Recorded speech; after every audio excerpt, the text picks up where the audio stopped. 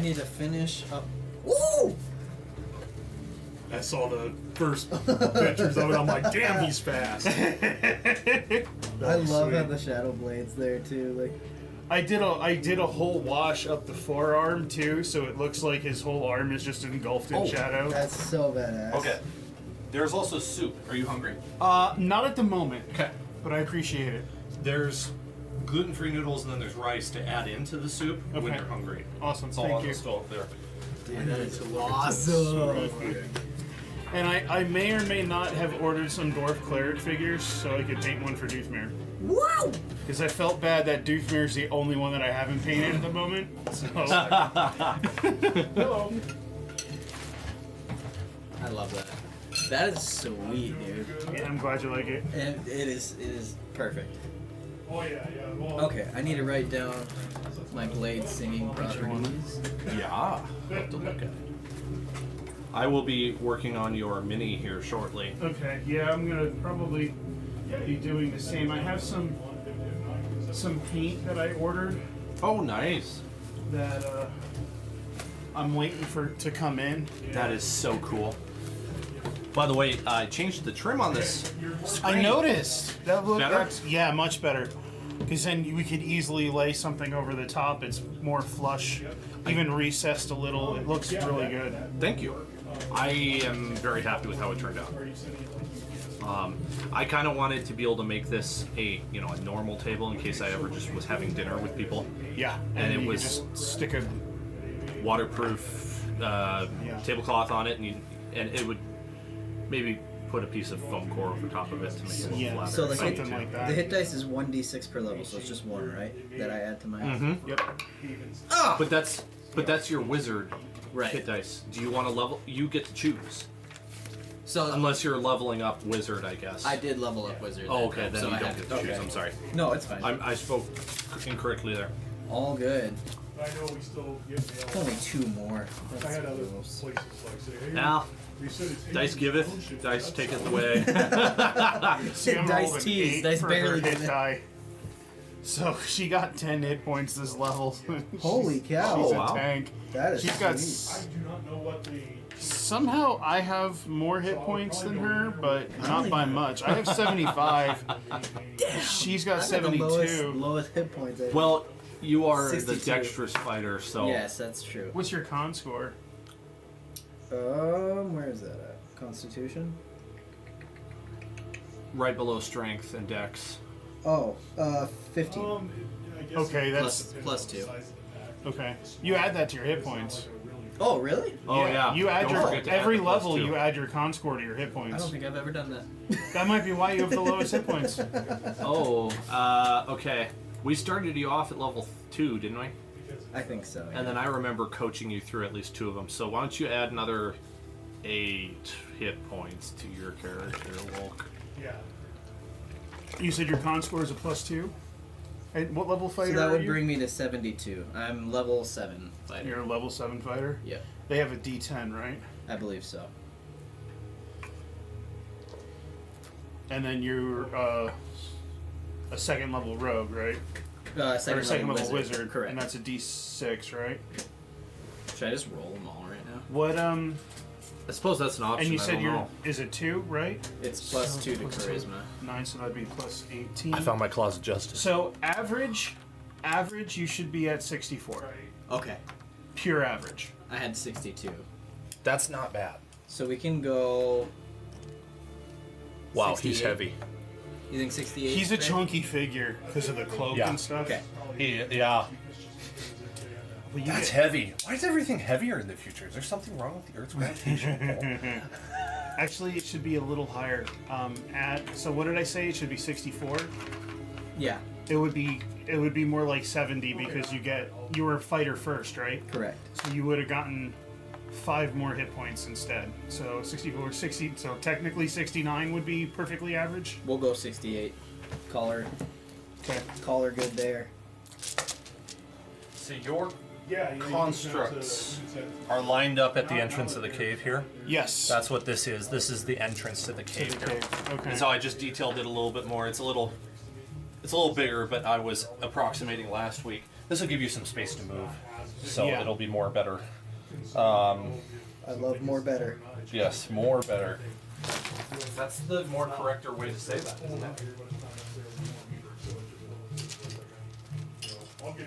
Okay, and then you guys had the dimensional periscope, so that's what you saw there. Right. Except the scale is maybe a little bit small for what he Those really are is. displacer beasts. Yes, I lost my paper displacer beast token, so I don't know what happened. I've got minis. I don't. I have- knew you'd have something for me. I don't have exactly displacer beasts, but I've got quadrupeds. That's a cat. That'll work. Yeah, just let me know when It's a big cat. I got this from Runnings. Oh, I see it now. Yeah, I thought about buying some of those for that reason. dude, I use them all the time. Most of my dinosaurs and things I got are those. The only dinosaur I have is one I found in a tractor cab. Okay. A junk tractor cab. Some kid must have been riding in there with his dad. Okay. Dropped his dinosaur, and now it's a D&D mini. Can you see here? I like that. That's probably a Velociraptor, but it looks like. It's a baby T-Rex, Look, yeah. technically, but whatever medium-sized dinosaur. I think I had or large size. I think I had a character who had like a T-Rex animal companion. Mm-hmm. So it eventually was going to get large, so I got this for that. Oh, I should. We can use I that. like it. That'll work.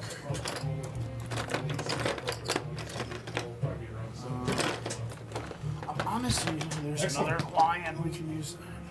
I'm honestly surprised love I you too. don't have a displacer beast, considering how many figures I do have.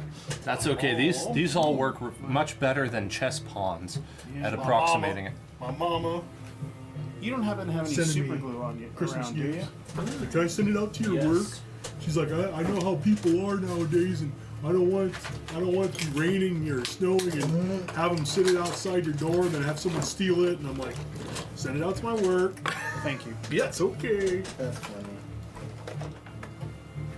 And then helpful. Have that and that for gluing it back together. If that's Awesome. awesome. Thank you. Yep. So they were adjusting your hit points. Yeah. Fixing an oversight. He was lower than he was supposed to be. I was gonna say he's always been like stupid low, and I'm like, how are you that low? You're a fighter. I've never Did you been roll adding. like that? He hasn't been I've never adding. been adding my constitution. Oh geez, yeah, that's a Plus big 2. difference. Because I mean, I just There were went 6 up. of them, right? I rolled a 6 on five. my dice, so Only I just went up 5? 5. Okay. 8 more. So now I'm up at 95 hit points. Jesus, really? Yeah, Oh well, your Constitution score is probably really good, isn't it? my Constitution's is 14, so I get a +2. But Really? friggin', so my You roll, must I've been You rolling. must have rolled like a. I've rolled max 6 levels in a row. That'll do it. 6 levels in a row, and then I Yikes. rolled 2 7s, and then my last roll was a 6. It's amazing. And I'm like, hell yeah! Because I have my specific hit die. It's right here. Thing always rolls 8. Thing is weighted, so I'm like, yes! Alright, what would you like to use for your tripod? I got an Elder Fire Elemental. I got this guy. Or I It's the got easiest to kill. a big old Carnotaur. Let's do the Carnotaur. Love Why would that you want to do that? Why would you want to do that? because it looks big and That's the thing I'm going to kill first. He said, ah. Evil laugh. That's what you think. Every time I'm over here giving someone shit, and I was like, yeah, I'm just going to do that. And they're like, no, don't. And I sent them the Dr. Evil. Damn man. Have a pen. There should be one right over there. The green one? Or do you need a normal pen? Normal pen. I gotta write down my blade singing properties. He's like, oh, Pencil here, good? let me roll hit dice. I got an extra pencil mechanical if you Six. want one. Thing rolls like crazy. Okay. Yep. I'm rolling hit dice.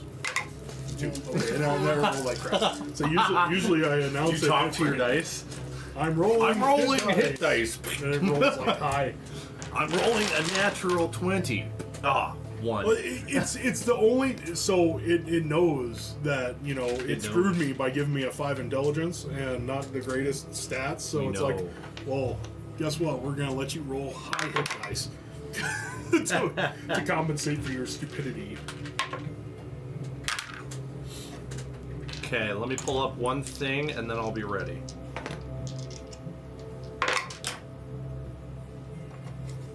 The other two, the other two need to warm up. Good lord, those are horrible. Okay. Holy lord, 1, 3, and a 5. Man, that's not good. No. Let's get those out of Ray gets a show on the road. Yep, I'm organizing ill dice. So Okay. I need a lot of them.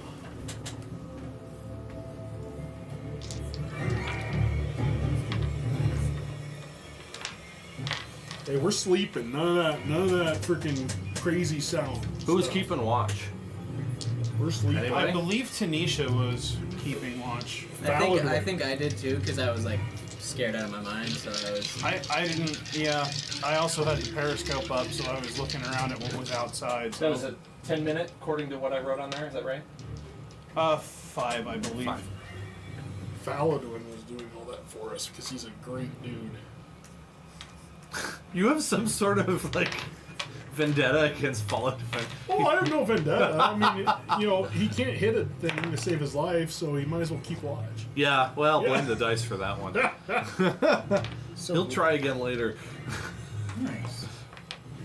Okay, so. Oh, did it break right at the feet? Yeah. That's a bummer. It happens sometimes.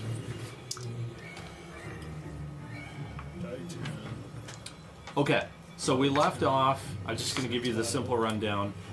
You fought a big fight. A lot of enemies came at you. Eventually, the enemies fled when the big tripod started showing up.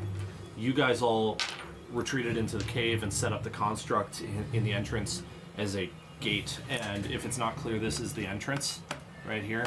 Just Dungeon Scroll. I didn't know how to make the entrance in Dungeon Scroll. So just ignore that little bit of a wall there. And then the magical darkness came into the cave. He used his dimensional periscope, found out that there were 5 displacer beasts prowling around your constructs, and a tripod outside, which you guys know to be afraid of. Keep. He's not giving me a choice. You are you are all in the corner that is normal darkness right now, and everything else is magical darkness. That we can't see We were through. back towards that back edge of the cave, right? We could make it that corner. I don't think we were that specific. Would you like it to be that corner? Probably would make the most sense to be back that way. Does anybody know meta magic enough to know if this magical darkness is gonna be is gonna be concentration? That's too meta. Is he holding concentration for this? We were able to dispel with daylight. With the daylight spell. Or at least that's what we did last time. I don't remember that. Did that happen? When we took out the last one. The last tripod. We took out a Oh, tripod? when it was dead, the darkness went away. Yeah. I did cast daylight. We did fight a tripod, didn't we? Yeah. Yeah, you fought one with the help of the Kenku. Yep. What are the requirements of daylight? The requirements, what do you mean? It's a spell, right? Yeah, so pretty much what daylight does is I'll just turn to it, that way I can get you word for word. So daylight, it's a 30-foot radius sphere of light that spreads out from a point that I choose within range. The sphere of bright light the sphere is bright light and sheds dim light for an additional 60 feet. If you choose a point or an object you are holding or one that isn't being worn or carried, the light shines from the object and moves with it, completely covering the affected object with an opaque completely covering the affected object with an opaque object such as a bowl or helm blocks the light. If any of this spell area overlaps with an area of darkness created by a spell of level 3 or lower, the spell that created the darkness is dispelled. So it doesn't have to happen during daylight can happen anytime. I can just cast it. I can cast it inside, anything like that, like I did against those spiders. I can cast it and make them scatter or whatnot, and it dispels. So if I upcast it to a level 5 now, I can dispel darkness from level 5 or lower. Okay. Let me think for a second. Power of the light, man. I'm not going to upcast it to 5, though. Well, I mean, I could, but I don't think I want to waste a level 5 spell unless I know for sure it's going to work. Otherwise, I'm casting no darkness on. Or casting daylight for absolutely no reason. Like, oh, that's lovely. Okay. Okay. So I need to do this real quick. And we haven't cast anything or whatnot. So, I mean, there's nothing that is currently cast. Yeah, and nothing's actually happening right now, which is worth mentioning. Because you're on watch, which is why I was asking who was on watch. Because I would like whoever's on watch to make a perception check, and it sounds like we're electing Taryn to do that. Yes, I will take the first watch, and I'm also using Syl. She's still 90 feet up in the air above the magical darkness, but Oh, I did not remember. You mean Hedwig? Hedwig, sorry. Yeah. Just say, freaking, that's one hell of a Yeah. mushroom. So she's been kind of like flying around. she's on shrooms, that's why. I was gonna say, she's higher than a cat. Did you say perception? Yeah. It's going to be a disadvantage for sight. Since I'm using my owl, can it be? Because she's got advantage on hearing or sight. So straight roll. On hearing. Hearing's fine, but magical darkness the owl can't see through. Can we do straight roll if I'm instead of disadvantage? Yeah. Okay. Yeah, it would cancel, yeah.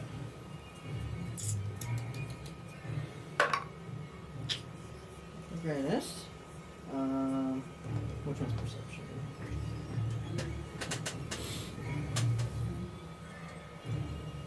Ten.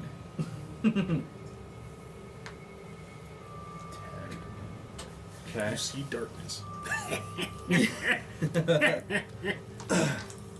Is it magical? Arcane check. Trying to imagine what you would hear, because you don't, you hear the padding of the feet of the displacer beasts once in a while, moving around. Are they still checking the wanna do rocks? that? Are they on the rocks? By This the instance. direction of the sound, you would think so. You don't hear any major movements from the tripod. Once in a while it shifts its weight, and you hear the forest floor beneath it sort of almost like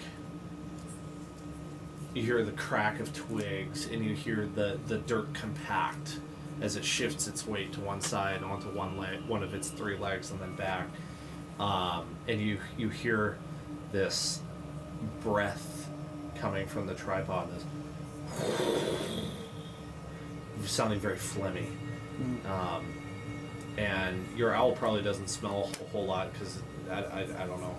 But if it could, it would smell very awful smell out here, like the smell of very rancid breath from Probably a good. She can't monster. smell that one that much then. Yeah, So the periscope does last for 5 minutes. I'd say that as you're on watch, as the other people are falling asleep, you see that the creatures out here remain mostly motionless, guarding this space. It is definitely dead of night at this point as well. And you probably remember from the hobgoblins, kind of relayed to you by Tanisha, that they move on Mahillimnir in the morning. Who does? The hobgoblins? The forces, Everyone. all of the enemy forces. Oh. So we got to get moving. So if anyone wants to make an insight check for an easy lore reason for why that might be going on, you're welcome to. I'm sleeping. Does it matter? Nope. Can I use my passive? As you're dreaming? Tanisha got a 12 for insight. I feel like She's probably the most critical one to have 24. roll that check. 24? Just before you sleep, you start thinking about it. You and Tanisha are chatting right as you go to sleep. You're like, I need something to think about as I sleep because I sleep better. What was the highest roll?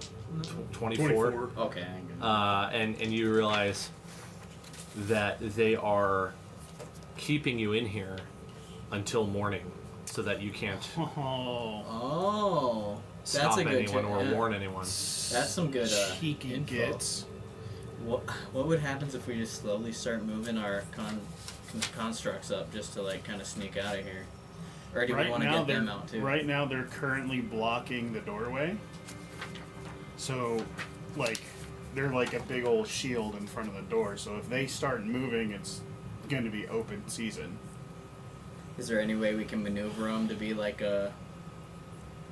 almost like a guard perimeter? If we try phalanx? to, if we try to kind of work our way out of here. I don't see why not. But as soon as we do, where it's going to be, as soon as they move to take that position, we're going to have to be ready to fight. Yeah, Oh yeah. Yeah. And and run. Do we have anything special that can get us out or a decent far away that we can get away from those displacers? As a group, no. it's gonna be difficult.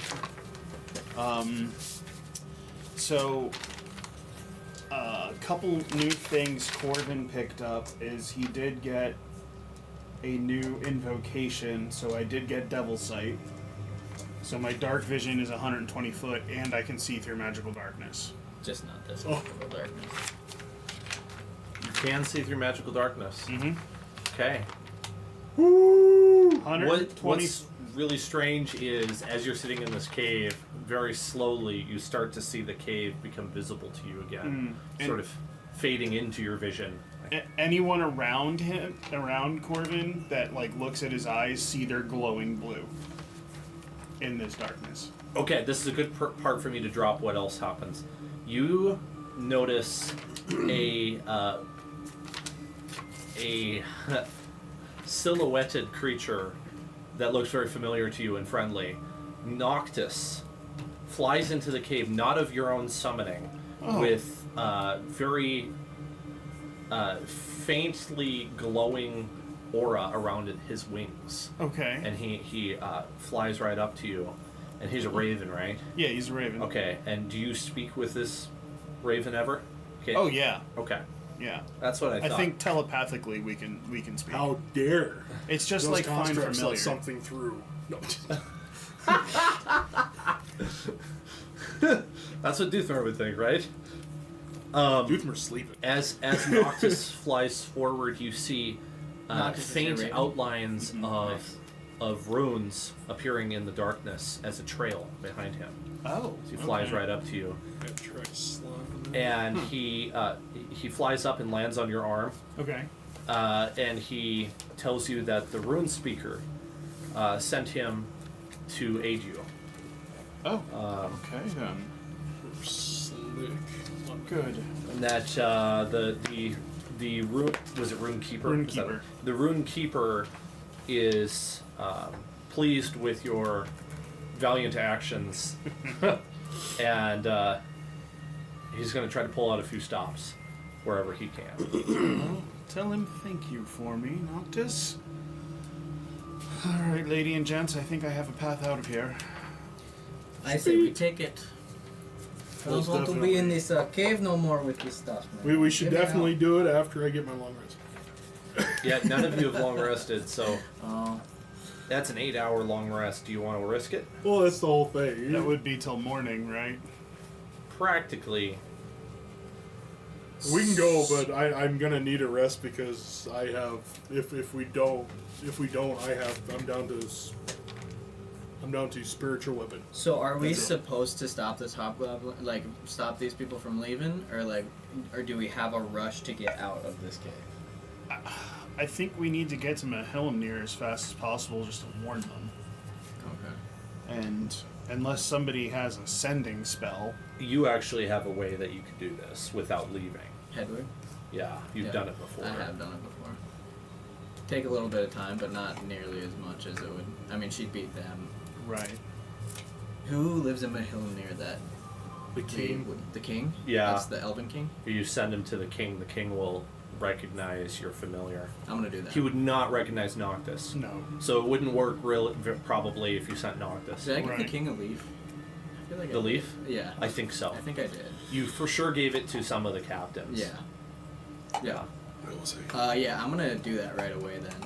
I'm Okay. gonna send Hedwig. How long does that take to achieve? Is like If he sprints and stuff like that, you said we're about. oh, like I guess an hour. Hedwig's already up. Yeah, I'm sorry. Hedwig's up there. Yeah. Okay. She's already up there. It would not take very long for Hedwig to get there. Yeah. A matter of minutes, not hours, because you're already pretty close, and a bird can travel that distance much faster than you could. Especially an owl. Yeah. That's what I want to go with it. So basically, we're gonna have the message being that their plan is to move on Mahilumnir in the morning. That is what you learned. Okay. Should we tell them our predicament? As of now, we're trapped in this cave. I or mean, just... do we have a means to get like a message, like a note or something Oh, to yeah. Hedwig? Should. Okay. Yeah. Oh yeah. I think we have. Should be able to parchment type. I mean, I know I have parchment and Hedwig well, pick up Syl. Yeah. Yeah. Syl can do it. Literally, still could. That Can would be Syl- funny. can You know Syl what? talk? Yes. She can. Oh, With okay. spores. I'm She's actually gonna do little that myconid. because that would be really funny to do to a king. Just an owl dropping a small mushroom into his lap. And then the mushroom spores it. Yeah, what the? I like the idea of that. Hey, listen. I know this is weird. I would be happy to let that happen. Okay, so I'll just like quickly step out of our cave to the king himself, and you can speak as if you're Syl. That you find yourself moving at a rapid pace across the forest, trees below you, and you're like, I've never been off the ground this high before. This is really strange. I'm really hungry. I liked the detritus that was on the floor of that cave, and I'm kind of sad I had to leave it. Like, that was pretty good. And pretty soon, and by the way, other than the trees, you can't really see anything below. It's just too dark. You come across Wyvern's Rest, and you pass it. And as you're looking forth, have Syl do a perception check for me. I have no idea what her perception is. It would be whatever. It would be a roll plus her wisdom score, and then if she is proficient in perception, it should say. No, Hedwig is, but Syl's not. You could do Hedwig if you want Can I? instead. Okay. Yeah, that would be fine. Yeah, Since I you're get controlling both of them. advantage on that. 18 plus. I hate when things have to be willing. Why can't you force yourself upon 18 certain plus things? 12, I believe. 18 plus 12. Yeah, because she has. Yeah, because I use proficiency, and she has plus 1, so. Okay. Maybe not. As you pass by Wyvern's Rest, you see that it's completely vacant. None of the wyverns are in their roosts like they normally are. This is probably meaning one of two things. Either they are at Mahilumnir or they've been sent out. Okay. You, within a minute or two, make it back to Mahilumnir from Wyvern's Rest, because it's really not that far by wing. And you're flying through these massive stone spires and up to that hill with the stone steps carved into it. You can see the lights of Mahilumnir as you're approaching it, and there's definitely some activity from the elves, but if they were preparing for an attack, an imminent attack, they would be in a much more of a hurry than you see them. They wouldn't be ready. Right. You fly up the steps. Hedwig drops you as Syl right on the table, right in front of Matei and the king, and he says, "Well, never." And then you have the spores. This is just. You just fart. I just like to think the Still king's just, like like- sitting there eating dinner, and then this owl just dive bombs this giant mushroom that hits the table and just She's- explodes into spores. She's not that big yet. She's still a small one. She's a little myconidling. She's a little. myconidling. So I like to think of her as just like she lands and then she like just waddles up. To the king. She's this little button mushroom. And it looks super cute. So he gets real close and then poof, Just like, And you watch and you kind of understand that everybody else who's outside of the spores has no idea that you're saying anything. and he's just sitting. And he's sitting there, and he's going to be responding with you. And what do you say? I say, well, King, good day to you. This is Terran Siphon. I have some news for you. The enemy forces are planning on attacking Mahilumnir tomorrow morning. I would make haste with your preparations. Also, I should let you know right now, we are trapped in a cave with like 6 displacers, I think. We've been listening to them all night, and we might be in a little bit of trouble. We have some help, but not, still nervous. First of all, that happens, and he like, and he whistles. He relays the message. Prepare Mahilumnir for attack. Perfect. To battle preparations. He commands them, and they all rush off. And then he continues talking with you for a second. He says, "How did you come by this information?" And so, even though it's my voice, he's still hearing Syl in his Sure, head. So yeah. it's like very chirpy. Yeah, little and this would be like voice. anything you could have relayed to Syl before she left, Right, Because right. you can't like remote control her, No. but No. you could have probably given her information. She was able to hear my thoughts with her spores, store that information, and then relay that to whoever she spored next. But, sorry, what'd you ask? No, how did you come by this information? Oh, I think I was gone that session. You overheard it from some hobgoblins. Oh, okay. Okay. You have it on good authority that they are marching now.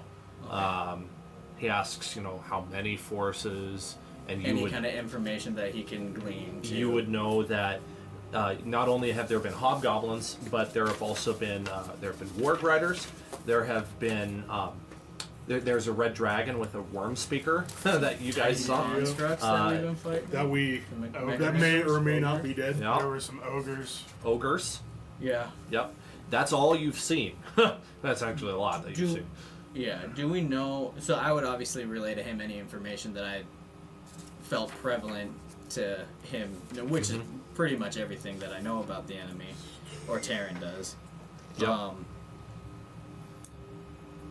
So I would also ask him to make sure he takes care of his kingdom first before trying to come help us, because we'll figure out a way if it hurts his defenses. He asks what your current situation is, just for a little extra context, if he's going to send reinforcements to you. Do I know what direction I am from Mahilumnir? I probably yeah. would with when I was looking through through Hedwig. I want to say it would be west, Okay. maybe northwest. Not so important, but you're a ways away. And actually, he's had wyvern riders over there. He's had rangers fly Okay. over you. Well, I try to tell him the approximate direction and distance we are from. Not far Mahilumnir. from the old bridge, there's a ruined castle, a ruined fortress. And he's like, "Oh yes, the ruined fortress." Yes, we are and then stuck in a cave close. Your cave. close to Oh, that. the cave across from the ruined There's fortress. There's a deep valley. I've hunted there many times. Yes. I will send a wyvern rider. You're a hunter. Ooh. Just one? That is all I can spare right And it- now. Yeah, it literally. I mean, whatever works. And I tell him like what we're up It's against, been like 14. and ask if he has ever fought displacers before. The rangers have, and usually they're not very successful. Mainly because displacers come out in the dark, and they will shift with the appearance of where they look. And they Where- they're in pure darkness they right now. yeah. This is like that's what freaks me out. This is like the worst possible visibility for displacer beasts, and then not for them because they can see Yeah. through it, but for you because you not only can't see them, but when you finally do know where they are, they're not actually there. They're somewhere else because it affects all of your perception Do more you than have just an your eyesight. area of effect that could hit that Myconid and possibly shed light? We'll shift back to the cave, and Syl will be there if you think of something. Just let me know. Okay. I have to see it. You have to see it. So, So, you can't. I have to you see can't it to place be it able- on a. I just rolled I a can place it. 25 Arcana Okay. to know about displacer beasts and what they can do Okay. and their abilities. rules as written, I don't think they can see through magical darkness, but I have changed these ones a little bit. Okay. And so maybe let's roll with it this way. These are a different kind of species of. I think it would displacer only beast. make sense for them to be able to see through magical Yeah. dark because they go out in dark Mhm. and they're magical creatures. So Um, it's like, These are not like the ones you've maybe. If you've encountered any in the past, you are sure that they could be defeated relatively easily as long as they're not in a pack. These ones have an advantage if they are now shrouded in magical darkness and they can see. and You're able to figure that out through your dimensional periscope for one, and then that just we- your overall wealth of knowledge. we relay what we saw when Uh-huh. we were fighting them that day too, which is like their how they literally displace. Like, what did we hit them with? I think Fairy Fire. Fairy fire. Yeah. And it tracked them. Wasn't that Yes, that Fairy- was Fairy Mom Fire. Tombadil did Yeah, that, right? yeah, yeah. Long Tom. Fairy Fire will do that, like something like Ooh. Glitter Dust would do that. Speaking of which, I have a horn from them that can call if needed. You have Susan's horn. Yeah. I know in the Monsters Manual, Displacer Beasts, when you hit them, that displacement shuts down for till the start of their next turn. Does that still happen with these ones? I think so. Yeah. Okay. Yeah. Okay. Yeah. I really didn't want to modify them too much. But Right. they're so hard to hit too, aren't they? When They're they, very hard to hit. You They- roll with disadvantage. You roll with disadvantage. So the advantage we have right now is, even though we're in magical darkness, we're already getting disadvantage to hit. So if So we My- can't get double disadvantage. Yeah. So in my Shadow Blade though, I can roll with advantage in darkness or dim Right. light. So would that be straight roll? yeah, it would be straight Okay. roll. Yeah. And I can see in the magical darkness, so as long as one of you hits it in melee, then I'm not getting disadvantage on my Eldritch Blast or anything like that. Yeah. And how does say we tried to do some combo stuff earlier, but if I wanted to hold an action, if you were gonna do something, Mm-hmm. and then I can. So yeah, so what you do is you can take when you do a hold your action or ready your action in 5e. It's a little different in other systems, but in 5e, you literally delay your action. So you can still take your movement, you can still take your bonus action, but then you can delay your action till whatever point you want. In like the descriptive points say I'm waiting for him to cast a spell and hit. Do I have to be specific to a certain creature or You have to be specific to a point, like I'm gonna hold my action in case I get attacked by anything. Yeah. Or I'm gonna hold my action until Corvin goes. okay? You know, And so till he hits something with a spell. right, Okay. exactly. I like it. Now I think with Displacer Beast it has to be an attack roll that knocks out the displacement. I don't think you can just do a broad AoE and knock it out. I'll confirm. Speaking of the horn, though, do you think I should blow that and try to get some support, or do you think it'd take him too long? I guess it just depends on how far. I think they AoE would are work. away. Would it? Yeah, I don't see any reason why it wouldn't. It doesn't specify otherwise. What does it say? They're exactly? saying It says- Wyvern Rider. Yeah, Which but if it's it's still hit by gonna an be attack, the darkness. trait is The thing with disrupted until the end of those- its next Okay, turn. so that would be Bombadil's like an creatures, attack. they That create wouldn't fairy like fire, you can see AoE those is displacers. not a targeted attack because it's AoE damage. Right, but I like practically. Okay. It gets hit. I think it wouldn't It would be able just to shut it display. down? Yeah. Okay. I just Problem is think. we You're have the to- we DM. have I'm not gonna Yeah. argue. So yeah, We have to get to a spot in which we can see to target. it's one of those vagaries that sometimes it's does fireball count Which as an I attack? think our Oh. constructs can get us. I've never thought about that. I Get would us some rather room rule to get out on of the you. cave. I'd like the. They can. I don't know. I'd rather V-shape give out you of guys grace Right. than than Err than say, no, you on can't the do side that." of us versus Yeah. the monsters. Yeah. Okay. Fair enough. I'm trying to get I- myself all set with the spells I need for this battle because this is gonna get insane. I swear they gave me a horn. I thought I had it in my inventory. I remember. I thought they gave me something. It might not have been a horn, but something that I could contact them. I remember giving you a horn. Was it a horn? I don't remember the details of it. It was for the Tom Bombadil species. while we were. Oh yeah. When we went if there you and blow it, partied. it'll bring the fawns or satyrs. Yeah. Yeah, that's right. Yep. If you blow it, Isn't it? Is that a magic item out of the book, or is No. that something you made up? That's something I made. Okay, because I know there's something like that in like 3.5 or Pathfinder. If, Oh.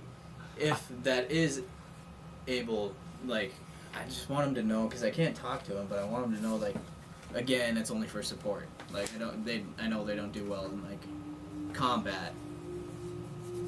I think I Oh, made we it need an item that you needed to attune to, possibly. Which would mean if you're doing a long rest, you could attune to it now. Okay. Yeah, if you're not already. Yeah. Would your character have thought to attune to it prior? You would have had lots of you would have had some I- opportunities. I would say yes because of knowing like how big of help that could be Okay. in future battles. So you could pull it out and use it if you want. Do you have Okay. any other magic items that you're attuned to already? I don't think so. no. No. Okay. Yeah. You can do up to 3 at once. Yeah. Maybe Sliver. No, that one was No? not. That's not it. Okay. Doesn't require attunement. Okay. That's attunement is one of those mechanics for like end level items or Yeah. end game level items, basically, or leading up to that, so that you can't just like Yeah, I still have you studded can't leather use and a stuff. dozen really special items all at once. You're limited to how many you have attuned to, Yeah, Yeah. No, that makes sense. and it takes a long rest to switch an attunement. So That makes sense. that's your balancing mechanic there. Okay, well, I am going to use that then.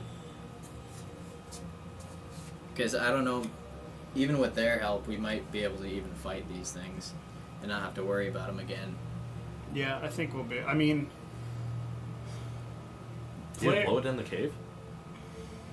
No, I shouldn't, huh? That probably No, won't well, work. you could. I'm not. Well, I guess. It's a magical It item. is a It doesn't magical item, function yeah. the same way. It's not a megaphone. Yeah, then yes, I do. Yeah. Okay, I was just wondering for clarification for me. When you blow it, well, did you want to say anything before we move on? No. No. You blow it, and a few minutes pass, and you see coming out of the darkness, out of the magical darkness to you, Like inside of the cave? inside of the cave, you hear footsteps on the stone. He would see this. I'll give you the description visually here in Okay. a second. And you hear a cheerful voice address you. The voice continues, and it gets closer, eventually walking into your guys' sight. And you hear, "You called. What I've been meaning to meet these ambitious adventurers. I see you freed Folodwen. And you're still with them, my lord." He bows. And he says, "Pray tell, are you doing well?" Addressing Folodwen. Yeah. Folodwen nods. But, it seems I have forgotten to introduce myself. And he comes into view. A young male satyr in a pinstriped suit, of all things. And he has a half smile on his face. Love it. I love that race. "My name is Alistair. I suspect you were expecting someone else." Oh my goodness. Well, I had no expectations, honestly.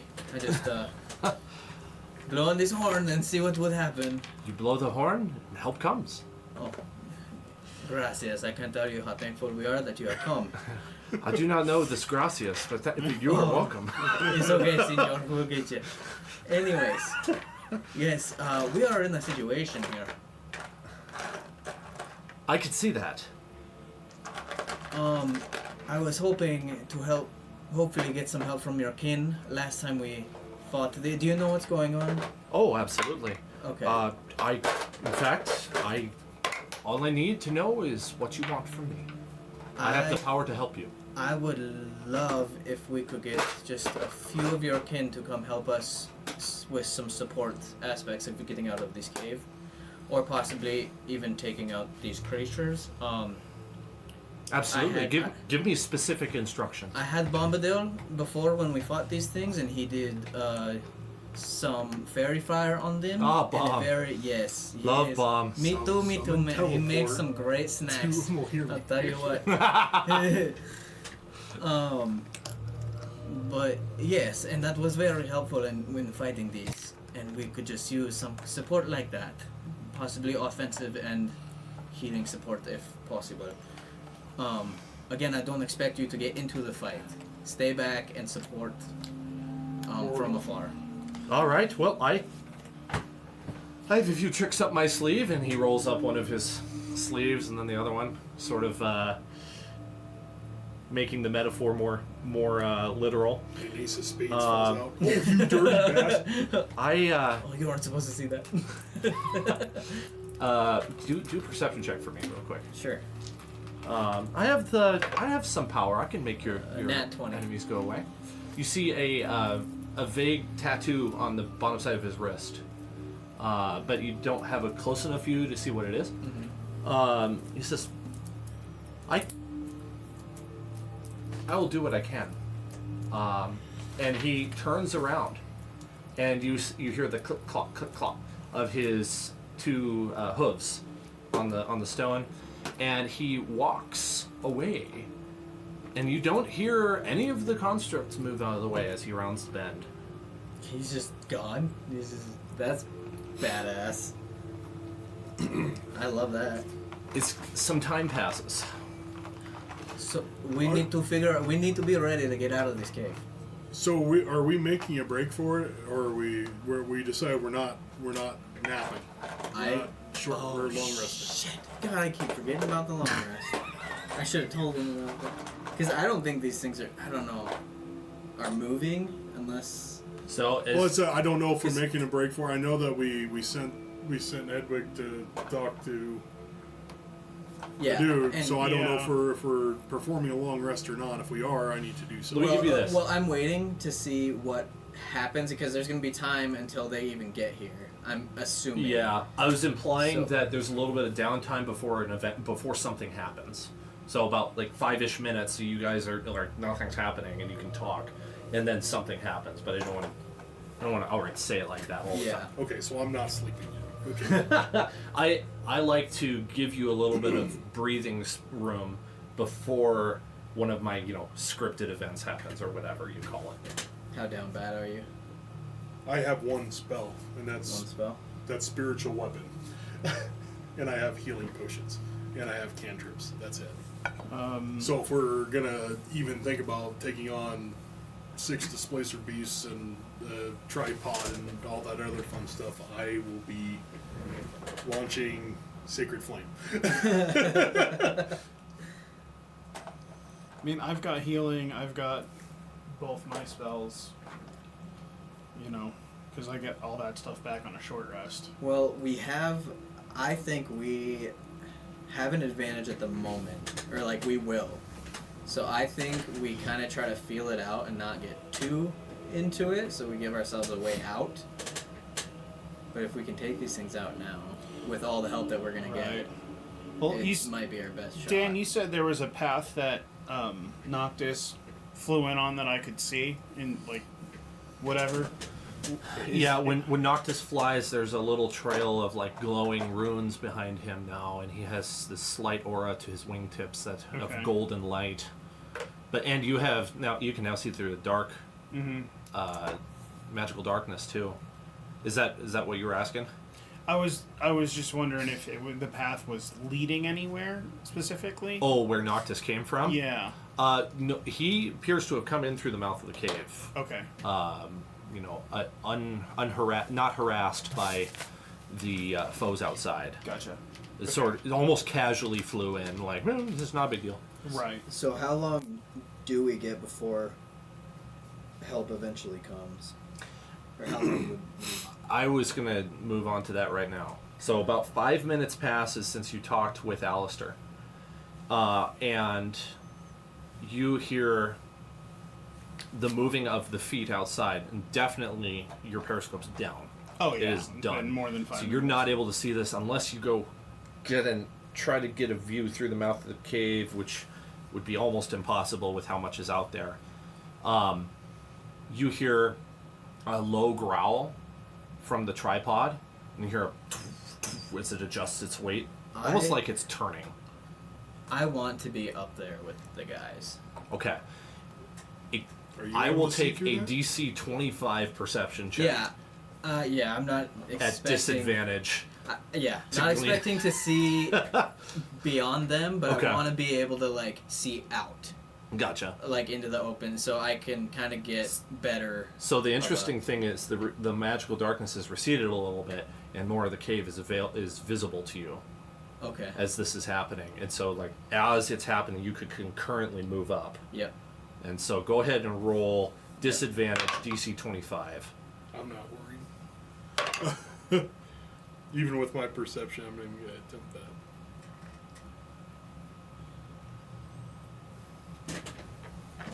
$14.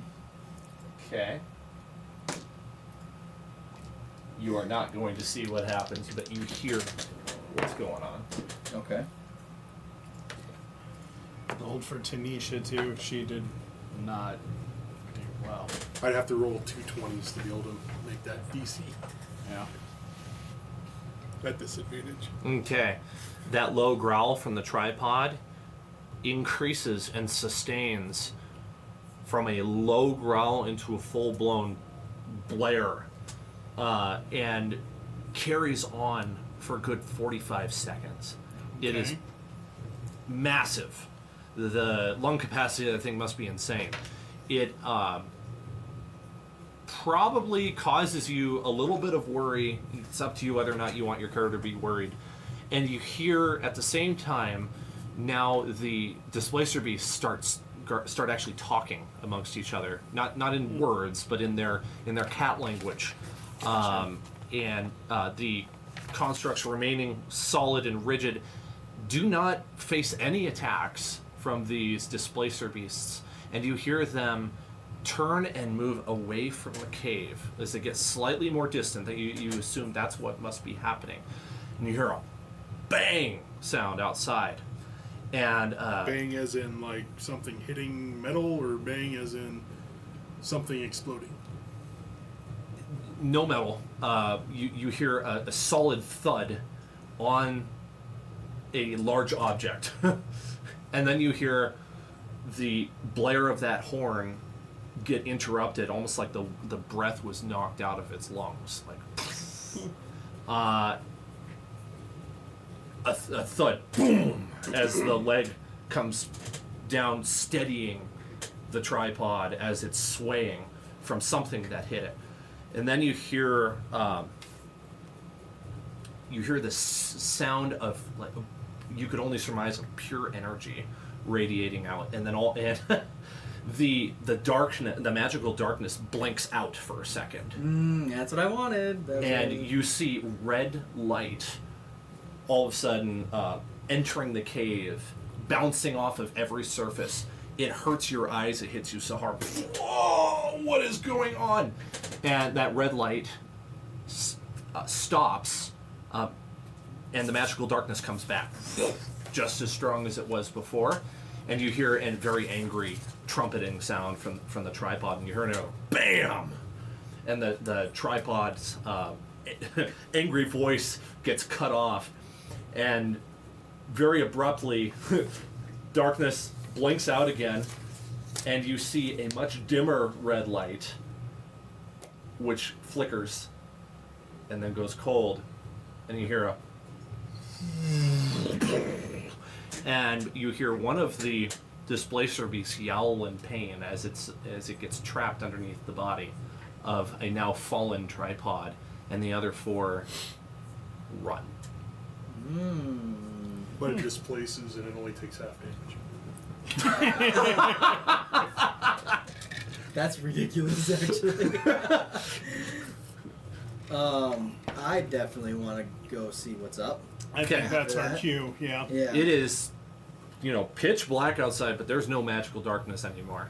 All of a sudden, you guys go from seeing nothing to black and white everywhere. Whoa! Who Yeah. turned on the lights?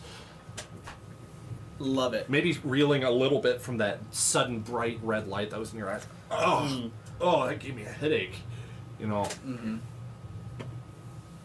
Yeah. Do I you would- want to advance to the mouth of the cave? I Yes. Okay. So, like, we advance to the mouth of the cave, and then I have that top row of automatons come out of their defensive fear and then climb down in front of the bottom row. Oh, nice. That's still making that wall, but just so we could get, like, a visual over the top. So we have, like, this double layer wall of, like, sphered automatons in front of us in the mouth of the cave. That is so cool. Love it. Just and they're down.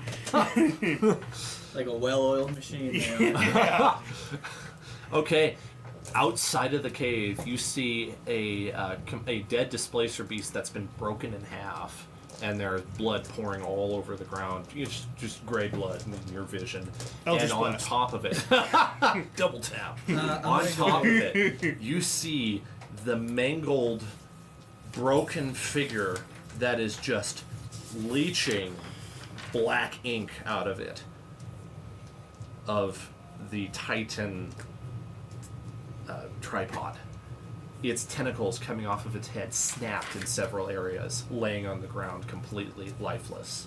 The big red triple eyes that it has out of its face are smashed in as if they've been hit by a rather large bludgeoning object. Dude, when he said tricks, I didn't know he meant meteor shower. Like, he just took the. As they're still slightly glowing a little bit as the heat from the eyes is receding and the red glow of something super hot is still cooling off. A little bit of trails of smoke coming off of this creature that smell just as awful as its breath, and one of its legs is cracked in half. Terran, remind me not to piss off your friends. That was more than I expected out of him. I'm not gonna lie. Do an insight check for me, you two. You probably wouldn't have any idea if this is normal. I'm gonna take. But you guys might be able to get a clue. I've been in stasis for 20 years. I have no idea what normal is anymore. in favor, my goodness. Yeah. 15. 15, okay. 10. I rolled shitty Okay. on that one. You two maybe convene a little bit over your previous knowledge of these satyrs. And something seems a little strange. Bom Tomadil told you very specifically that the satyrs are not a violent people. In fact, No, the whole culture that we saw, like, they would not go straight conflict. That's like, right. That's why I told them, like, They'd you be can medics. Yeah, stay support, Yeah. because I knew they didn't like. So that is weird. So there's no earthly way for that to have been a satyr who did that. Like Satyr? Never satyr heard of or it. satyrs. there's no way that it was them. So they must have called in a favor from something else. That's what that horn was a favor from, and then some kind of spirit or god, maybe. I don't know. He took out that thing quick. There are no real answers to this question other than that was not Alistair that did that. That's crazy. Yeah. No, I mean, and then that clicking in my head now, I'm kind of just like blown away at whatever that was. Because we were scared with an army and 4 characters, and he just like two-shotted that thing. Off in the distance, probably a mile or two away, you hear a reminiscent sound of another one of those tripods blaring its horn. Almost like it's responding. Oh, he wants So some now, too. so okay. Come to daddy. Are we out? Are we like You are fully out? totally Yeah. out. Okay. Okay. You're totally out. And your owl has now made the trip back to Milhelm there, as you probably... Oh, We're in the Wyvern. I was wondering how long. if Hedwig's come back, then you probably know how to get to Milhelm there in the most direct route. That's up to you. Before we go, I'm taking one of my empty flasks and I am going to fill it with the Displacer Beast blood. I was gonna ask if Okay. I have time to skin it. No. I Damn. mean, not if you want to hurry out of here. No, It would take a few hours I wanna to take- skin. Since it's Anyhow. already bleeding and it's bleeding out, I'm taking a flask You of pull a Displacer slughorn blood. and collect some. Well, I see if I could get it into armor and see if that would do anything. Cloak. A cloak, yeah. Displacement cloak. I would say that if you wanted to, I don't you need could the task pulse. one of your spiders to do that, because it would take several hours. Just because of the tripod sitting on top of it, and Yeah. it just would be a delicate task. Even with multiple of them. Yeah, I mean, if you wanted to leave like 2 or 3 of your little spiders here, and with the task of, hey, skin this thing, and we'll be back sometime. Just like put it in the cave and guard it. That's doable, and then you could go about your business. Are they coming? Are they staying here? No, I was gonna bring him to help with the fight against Mahilmnir. I Yeah. mean, we've lost a few of them, and we lost the big ones, but Theoretically, how long would it take enough to make some kind of cloak with it with 3 spiders? Would you say that one more time? I missed something. Theoretically, how long would it take with 3 spiders to get enough for a cloak? For a Like, cloak? To get We'll say 1 hour. 1 hour. 1 hour. That's tempting, but I mean, the wyvern probably would be there by then. does anybody have like a bag of holding or something? We have a small I bag. do. Do you? Yeah. We I have a small bag that can take up to 80 pounds. Oh, just up to 80 pounds. Yep.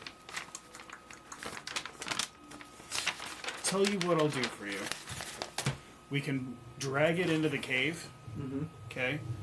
And one of my ritual spells is Gentle Repose. You have a gentle repose too? Yeah. Nice. So I can cast Gentle Repose on it, so Okay. it won't decompose or anything. For 10 days, For- I think it is. 10 days. We can always come back for it later. Okay. That'll only take me 10 minutes. We can hide it in the cave, cast Gentle Repose, kind of cover up the entrance if we need to, and then be on our way. I'm about it. I am about it. Okay. Did you want to beeline for Mahilmnir? Probably, yeah. Follow-Dwin- With who we have, yeah. Follow-Dwin's going to speak up at this point. He's remained pretty silent so far, and he's going to say, it seems like we may need more allies. I don't know that we'll be of much use at Mahilmnir, but we could seek out the Emerald Enclave. They may help us. That's where I'm going. You're welcome to join me if you wish. And he looks to you, waiting for an answer. And if you're willing to come, he will show you the way. Otherwise, he's gonna strike off on his own to try to go get some help. And this I think is, he should strike out on his own. Well, Yep. it's been fun, but I think I'm going to head back to Waterdeep. I'm sure my mom is worried about me. I was like, Thanks for getting me out of the tube. I was like, we have this big battle that's about to happen.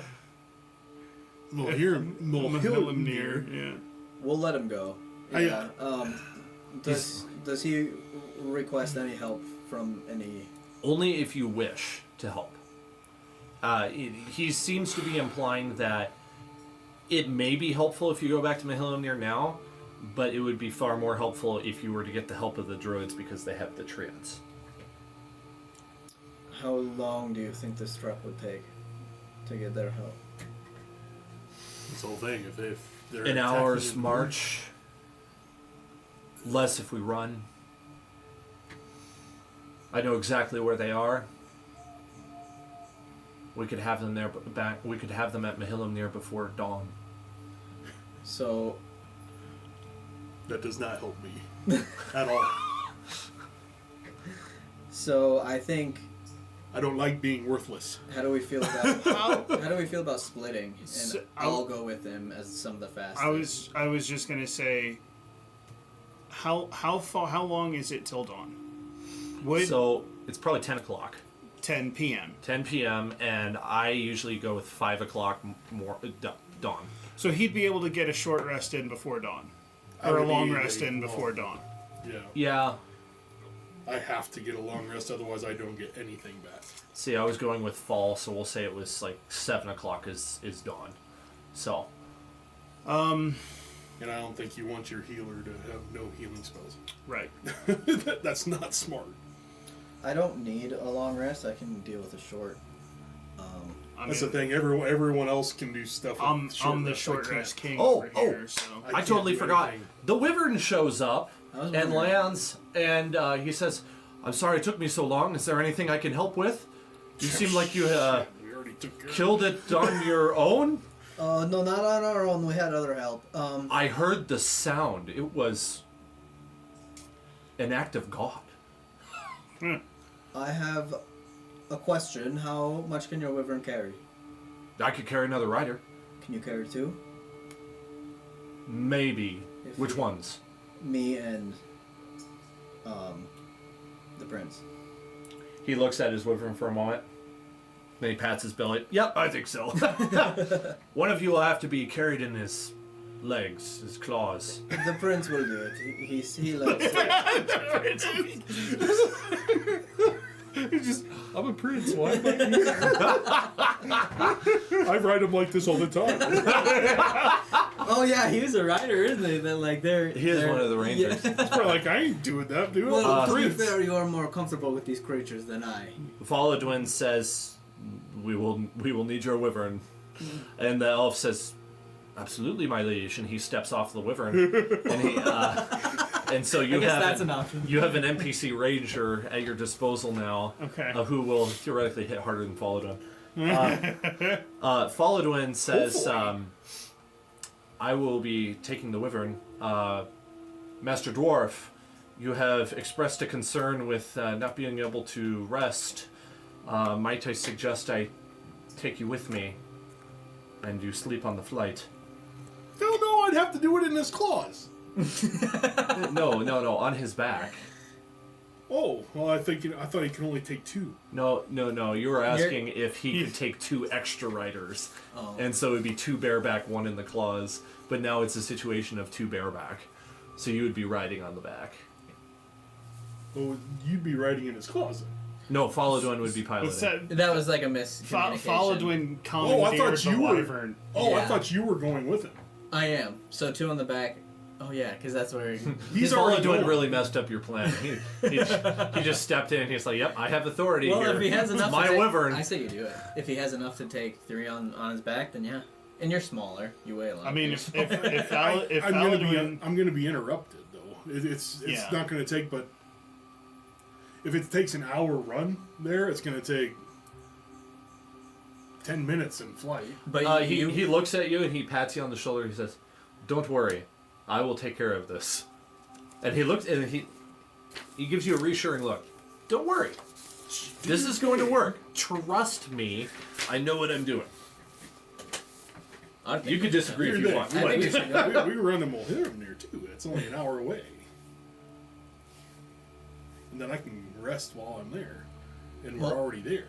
But if followed him saying like, They're flying and they're coming back. I sort of want to be in Mulhiram there. I don't want to be in Scarlet Enclave. well, he might give you something Emerald, that whatever. helps with the sleep. I don't know. He might Oh, yeah. he might have a plan, but he's saying like, if you come with, you're not gonna have to worry about the rest. Right, but then you, myself, and then we're going to leave. He's got an army to take though. Right. Yep. But we're going to leave, both your characters with all the constructs, yeah. constructs. I mean, That's not a burden. That's no, I mean, Corvin and advantage. Tanisha and all the constructs. That's Oh yeah, and Tanisha too. Yeah. a kind of a force to be reckoned with on their own. So I don't like separating the party. I don't That's my like separating the party either. problem. I don't like separating the party at all. I mean, what we could do is, I've got Dex who's like can command the constructs. We could send the constructs to Mahilimnir, and then the four of us could go to the Emerald Enclave. Or conversely, I could leave Dex and the constructs. I know you don't want to separate the party, but we could leave Dex and the constructs here with Doothmere. Let Doothmere get sleep. He'll get a long rest in before dawn, and it'll only take an hour to get to Mahilimnir, and then we can meet Doothmere at Mahilimnir after we talk to the Emerald Enclave. I like that. I was gonna go regardless because Mhm. I want to talk to them myself too. I was Which- say, which- one talk of to the who? two. The I mean, druids. okay. we can all go if you want to. I mean, I don't. Yeah. Separating the party is never a good idea. I mean, or we could always go to the Emerald Enclave and see if the Emerald Enclave will let us get a long rest. Let you at least get a long rest in there. Well, I mean, if he lets me do whatever the hell he's going to do on the wyvern thing, I mean, I have a proposition. Falduin speaks up. I will bring you there, and then I will come back, and you can rest with the druids. Or I can take you to Mahillimnir. It won't take long. We have wings. Yeah. well, that's the whole thing. So I mean,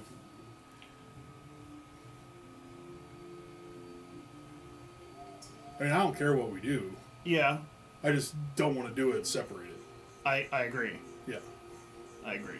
Okay.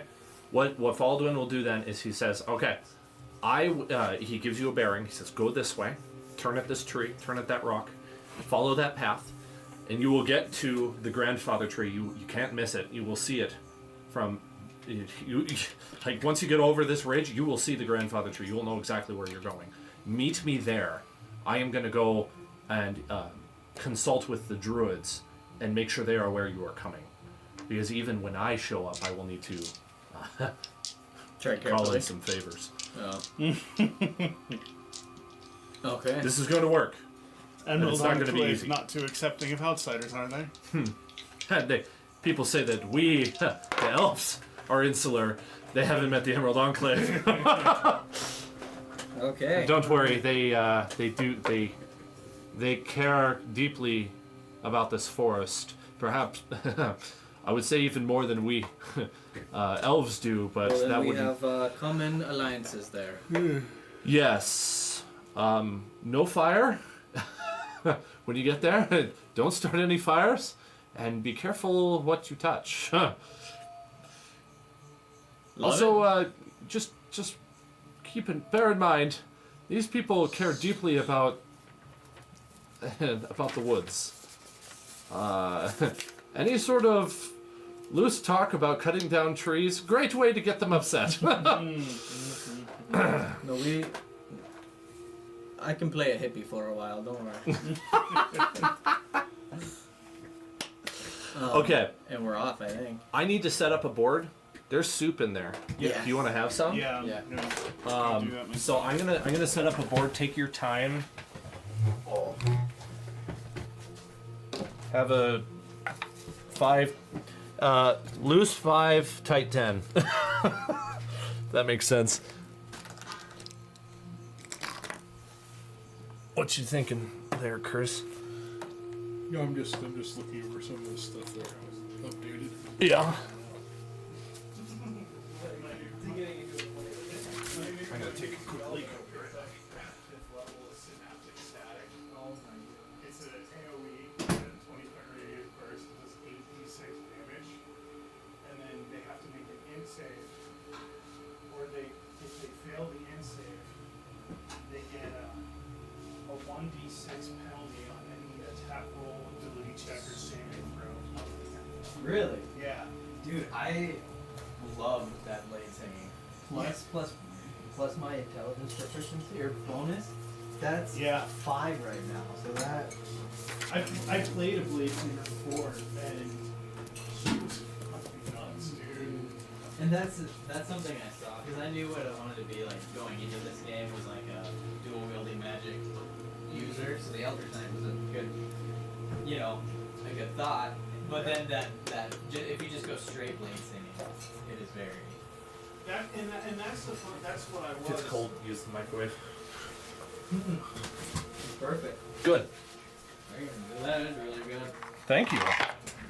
I literally spent all day making it.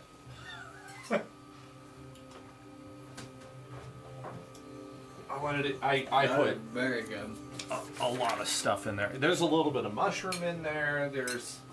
Did you use like the carcass for the stock? What's that? Did you use the carcass for the stock at all? Uh huh. Good. I had 2 Attaboy. of them in my freezer. Well, I think I had 3, but I only found 2.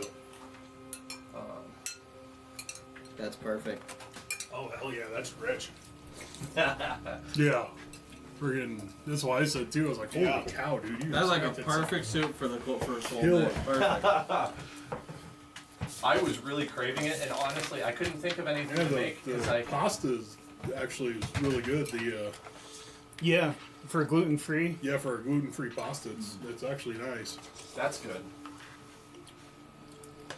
It might be something I look at, using when I do my vegetarian days. I really like the Do like a mixed roast vegetable. Walmart has a A brand shit ton of basil and called Better Goods, and I really like their gluten-free pasta. Uh-huh. feta cheese. I was in a bit Just of a rush, shit so ton I of got roasted that at vegetables, Luger's. so good. It's Barilla. And then I Barilla's put a close second. And it's like, oh my god. It's like, Yes. I'm not a big vegetarian meal guy, but like that, it's like I can eat. Like if I do the correct portions of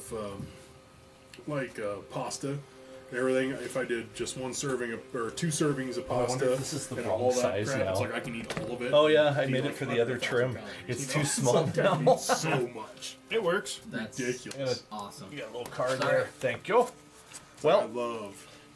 this used to be Yeah. perfectly sized for the screen, and it's now too small because I changed the trim. Way to go. Way to go, My wife's Dan. favorite is the vodka pasta that I make.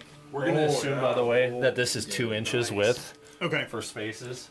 So, I got that one down. and then when we don't have To any make it a grids, You make like just can do the straight wargaming vodka way. sauce. Yeah, just a 'cause vodka. it's just 1 It's inch. all- yep. Literally, it's just 1 onion, inch is 5 garlic, feet. and then you cook That's out right. that tomato paste, a good amount of tomato paste. Yeah.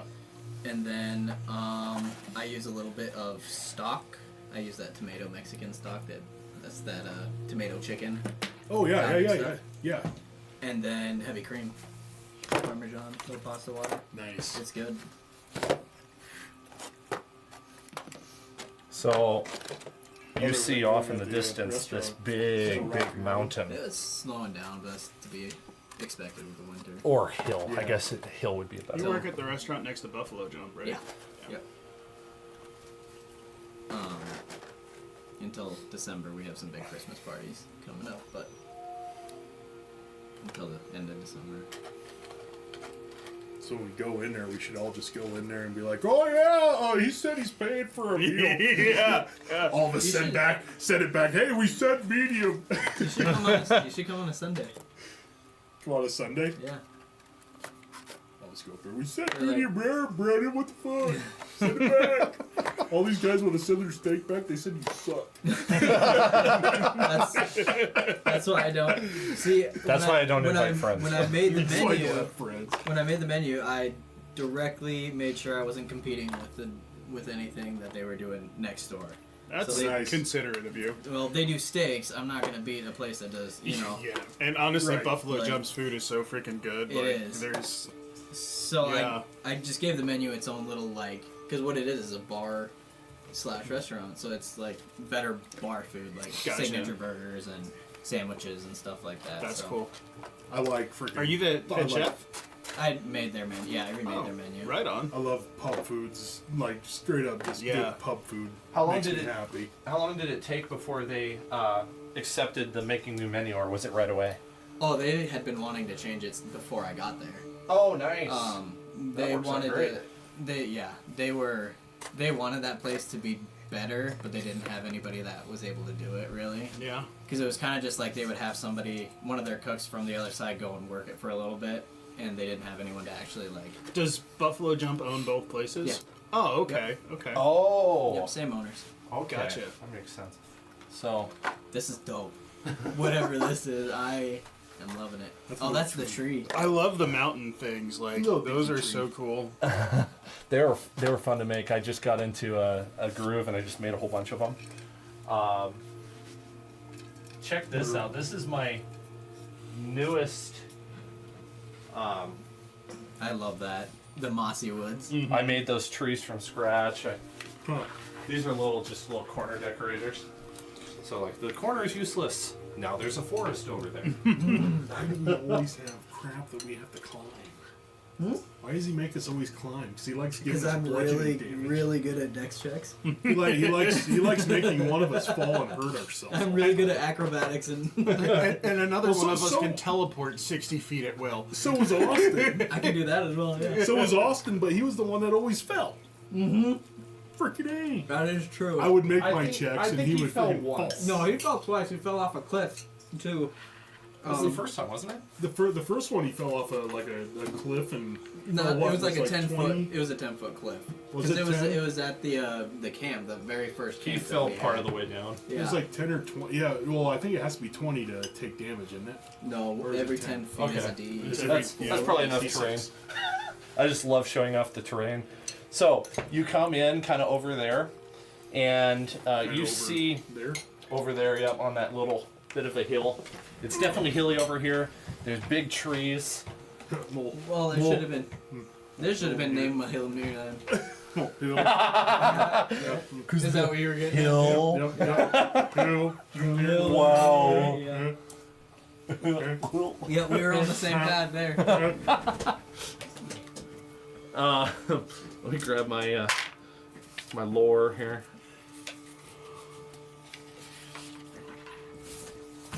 You can see a green wyvern in the distance, perched on one of those rocks, having a snack, and you see Folodwen. Because you want that as a spell component. Let's see, Who the which hell one wants did to we carry do for around a Folodwen? rotten egg or several skunk cabbage leaves? Apparently. Come on, You do. stinking cloud. You do. No one. No one wants to carry You want that to. crap around. Why wouldn't you want to? It'd be fun to make a swamp character. Right? Like a tiefling swamp character. I watched a video on YouTube a while back that somebody went through all of the spell components of like the 5e spells and realized that the guys who created the spells are just big trolls. Because if you look at the spell components, it's like a rotten egg is the spell component for stinking cloud. Well- You just literally smash the egg and the whole place stinks. I have Right. one where it's Lightning bolt is a copper rod and a bit of wool.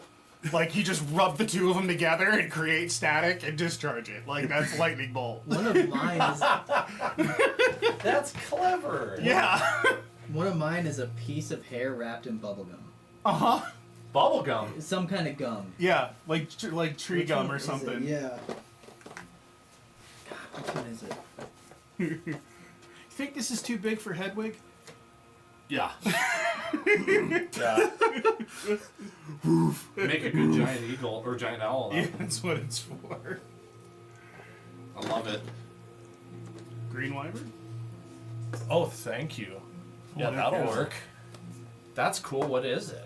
I think it's actually a wyvern. I think it's a sea wyvern. Technically, sea drake. A lot It's cooler not big than enough that to carry me. little thing. It's large sized. Not exactly Or I've got this. a blue dragon. Yeah, young blue dragon. Yeah. Well, I think this wyvern will work.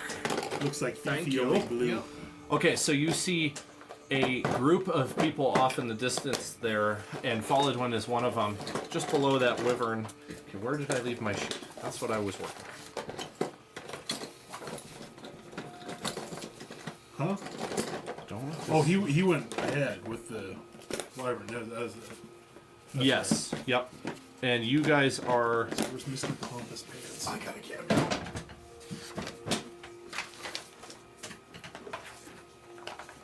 He's got to find Mr. Pompous. Captain poofs a lot. Captain Foofy. Okay. There are bows trained on Folodwen right now, as he is surrounded by people.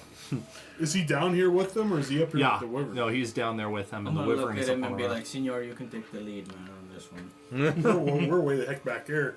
He flew ahead of us. Oh, he did? Yeah, we're coming in. Oh. You all can hear this conversation as it's very loud, as they're basically shouting or talking very loudly because there's a lot of them there. You come with the scent of war on you. What do you seek, stranger? You hear a female voice echo out above the crowd of people. And Folodwen, I love it. it's an 18. Natural 18 plus whatever, that's good enough. Nice. At least he can talk. yeah. Yeah, he's the His fight, charismatic, his charismatic NPC. his sword was not doing the best for us that time. Well, I now we come have- seeking the assistance of the Emerald Enclave. Mahilimnir is under attack. Soon the entire High Forest. We need your aid. Come, help us defeat the Dark One, and your lands will be pure once more. I'm doing my part. He's over here being Mr. Charismatic, and, trying to get the troops all freaking around, and here comes the freaking, here comes the crazy people from behind. You think he stinks a freaking battle of war? And who are those? She gestures in your direction. Are they with you? Here you go. Hi guys. No, Here you go. I just watched Goonies the other day too. Oh, fucking love that movie. I know, that movie's great. I don't know how to react now. Threw me off. Are you sure they can see us? Oh yeah. We might be hidden. No, you're not. Are you sure? DC's 30. You're not hidden. They look at each other like, are these guys supposed to be those fighters? Like those. What'd you get? 20. I don't care. It is. 20 I didn't plus- ask for a stealth roll. 20 plus Chris. 0 is 20. There's always a roll when you're this like, is one of it would be a those where spell you just DC of 30. automatically fail. As you notice, That was- I'm going to turn your 20 into a perception check. Yeah, I was gonna say that was for Ooh, and I can You see- and I can use my Zeus thing, so I can get 2 die 4. You see and hear druids in trees with bows trained on you as well. And a voice from right behind you, as you realize that there was somebody following you very quietly, says, "Don't move a muscle." Are they elves? Well, he's behind you, and you've been ordered to not move a muscle, so I was very perceptive, so I could have probably seen them. they're humanoids. Senor, we did not come to fight. I'll tell you that much right now. We came to seek allegiances.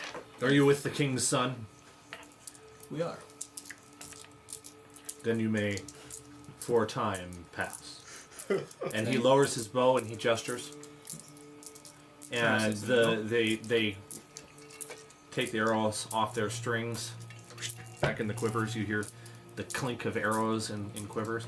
And within seconds, thud, thud, as they like slide down the tree like fireman pole style. And they all walk right up next to you and they say, he says, "You will come with us." Guys, I As have a long as good you're going idea. this way. I think we should come with them. As long as we're going this way. Yes, that was the plan. Yes, we will come with you. Sound comes from the other side of this grove. You have no earthly idea what it is. Probably a treant. It's just Big about thud. time you guys came down. Did we save a treant or did we just talk with one? We've talked with we've talked with them. Yeah. You learned that you don't plant treants. No. No. That's very that is insulting very to treants. To say that you plant I them. was like, well, we could help you. I don't know how you do it, but I mean, we could. we could another plant one it. of yours. If You do not plant treants! Yeah. Drop some seeds for I us. thought- We'll spread them around. We learned that one. That was a good half a year ago now. Yeah, that's That was crazy. fun.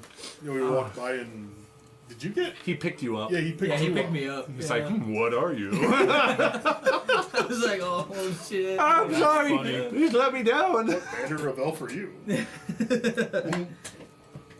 Yes. Looks okay, like so- orc mischief to me. They guide you all the way up here to the bottom of this hill. And so you're a lot closer. You could engage, but you're just not up with these people. Faladwin is having now a much more hushed conversation with this woman.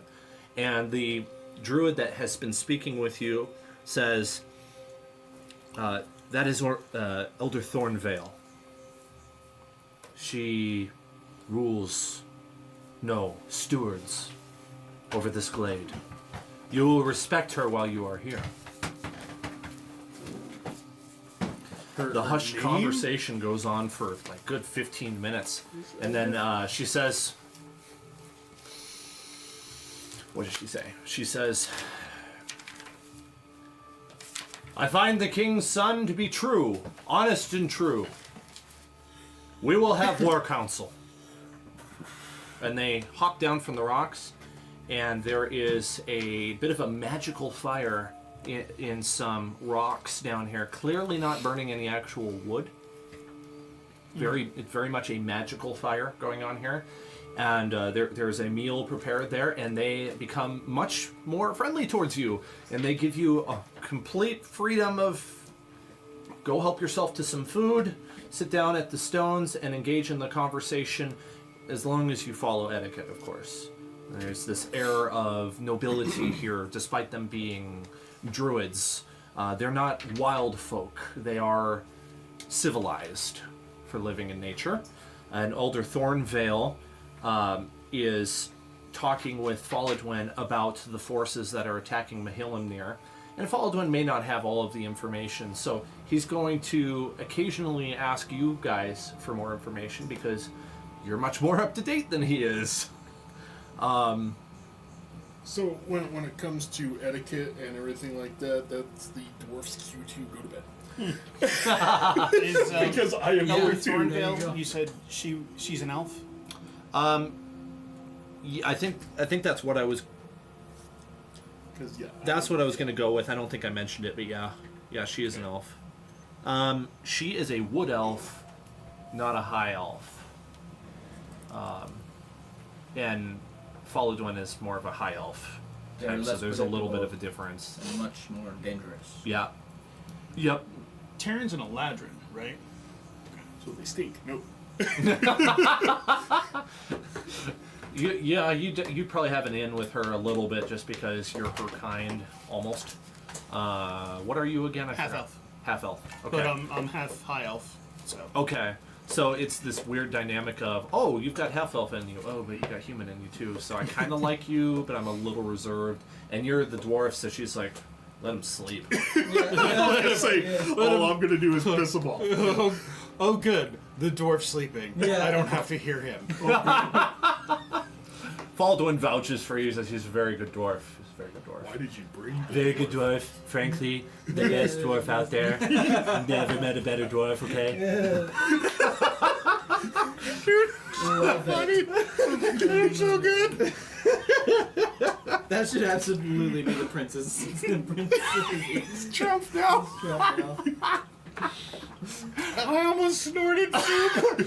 Sorry, Folodwin has a comb over, and it's orange. See, he never got all of his hair back. Okay, we're gonna really need help. It almost looks orange. Now I need to get a new finger for him. Mahillimnir, the Ashen, very good people, okay? They're gonna need us. They're gonna need you. God. Always had a good relationship with the druids. Yep. Best people. Never met anyone better. Dude, that is so good. That's funny. I don't think I can continue that for long. Now I got that out of my system. So he basically says that in a non-Trumpy way. Yeah. Do you have anything you want to say to try to get? I don't know. Would you like to participate in this, or do you want to leave this up to Folodwin? I mean, I can definitely participate just because Yeah. of everything that we've seen and fought. And Okay, jump in whenever you want. I don't care if you interrupt me. Honestly, Terran's probably better than I am at this point because I've been in a tube for 20 years. I'm in the same boat as Folodwin. So. Poor guy, he's just being drugged around everywhere. He's like, there's a war going on and I can't go home. Yeah. This sucks. The same boat as me. But I'm staying silent. Snoring, probably. You feel your spells slowly coming back to you. Great. You have another dream from Zeus, this time less cryptic. He speaks to you in a lot let less you sleep this time. vaguity, and he says, you have done well, my what's Young the word? Padawan. My trustworthy cleric. A time will come when your elven friends will need you desperately. Hold fast to your hammer, and remember that wherever you go, I am always with you. Call upon my name, and I will and I will answer you. Is that your god? You must not tithe, or you get free 2 weeks of tithing. Is that who's talking to you? Yeah, Zeus Oh, is talking to him in his sleep, reassuring him sort of any fears that you might have had, kind of trying to put those to rest, assuring you that this power that now dwells in your hammer, it is available to you when he wills it. And when he wills it is when you ask him for help. He's not going to, he is not a god that will be ordered around. He is a god that will be oh,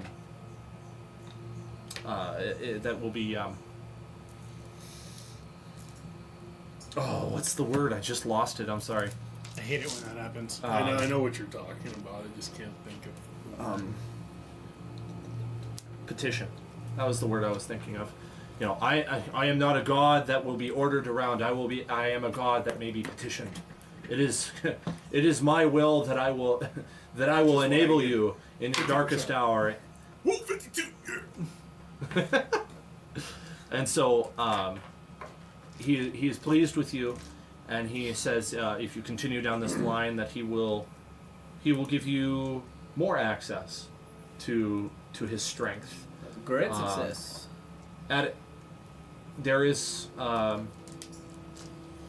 however, an expectation that you must, uphold strong virtues for him to say yes to your requests. Says the chaotic evil freaking Zeus.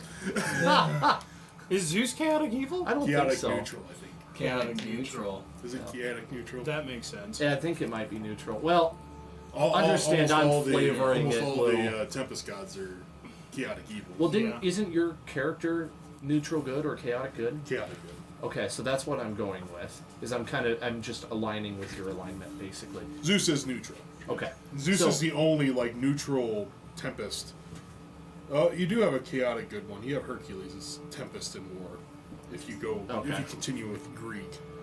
But like Well, since everyone he's else neutral, outside of it's I have the freedom to do whatever I want with him. So I'm going to do that.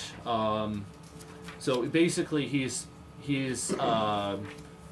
drop what you know about Greek mythology. He's not that kind of enraged god, in my I would say that's Odin.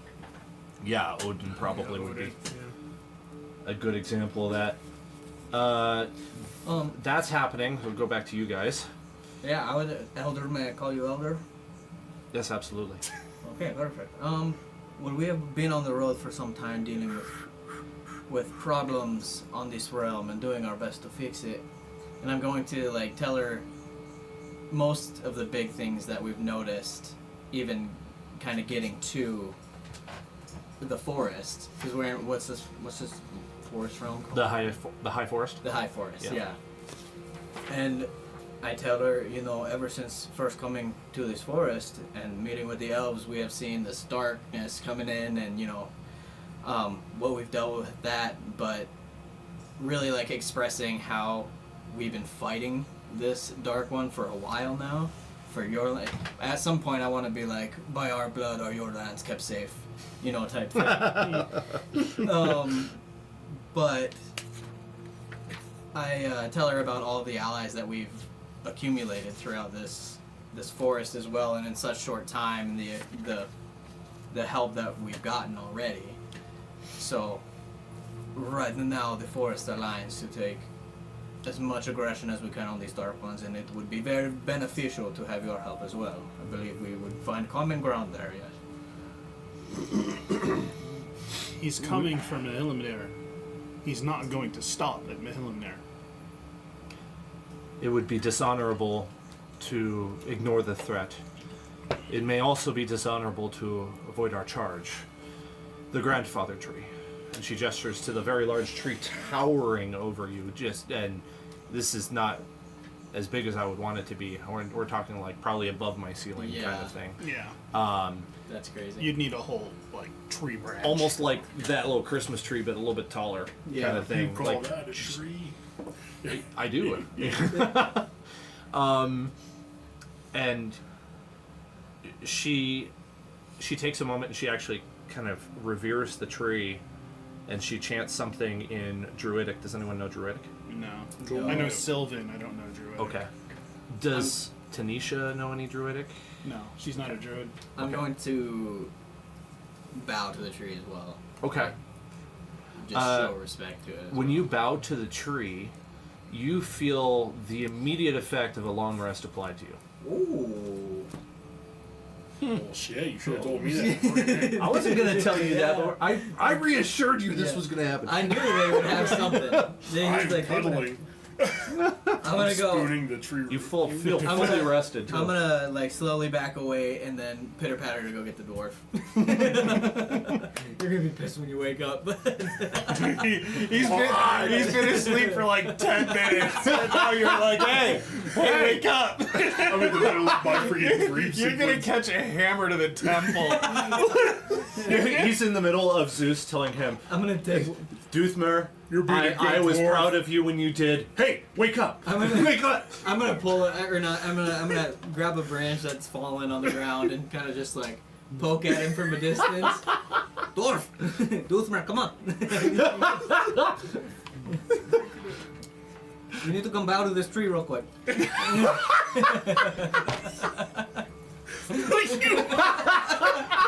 You woke me up for what? To bow to a tree? I promise you'll feel better. Just do it. Feels really good, actually. I'm like, fuck, what's a guy gotta do to fucking sleep?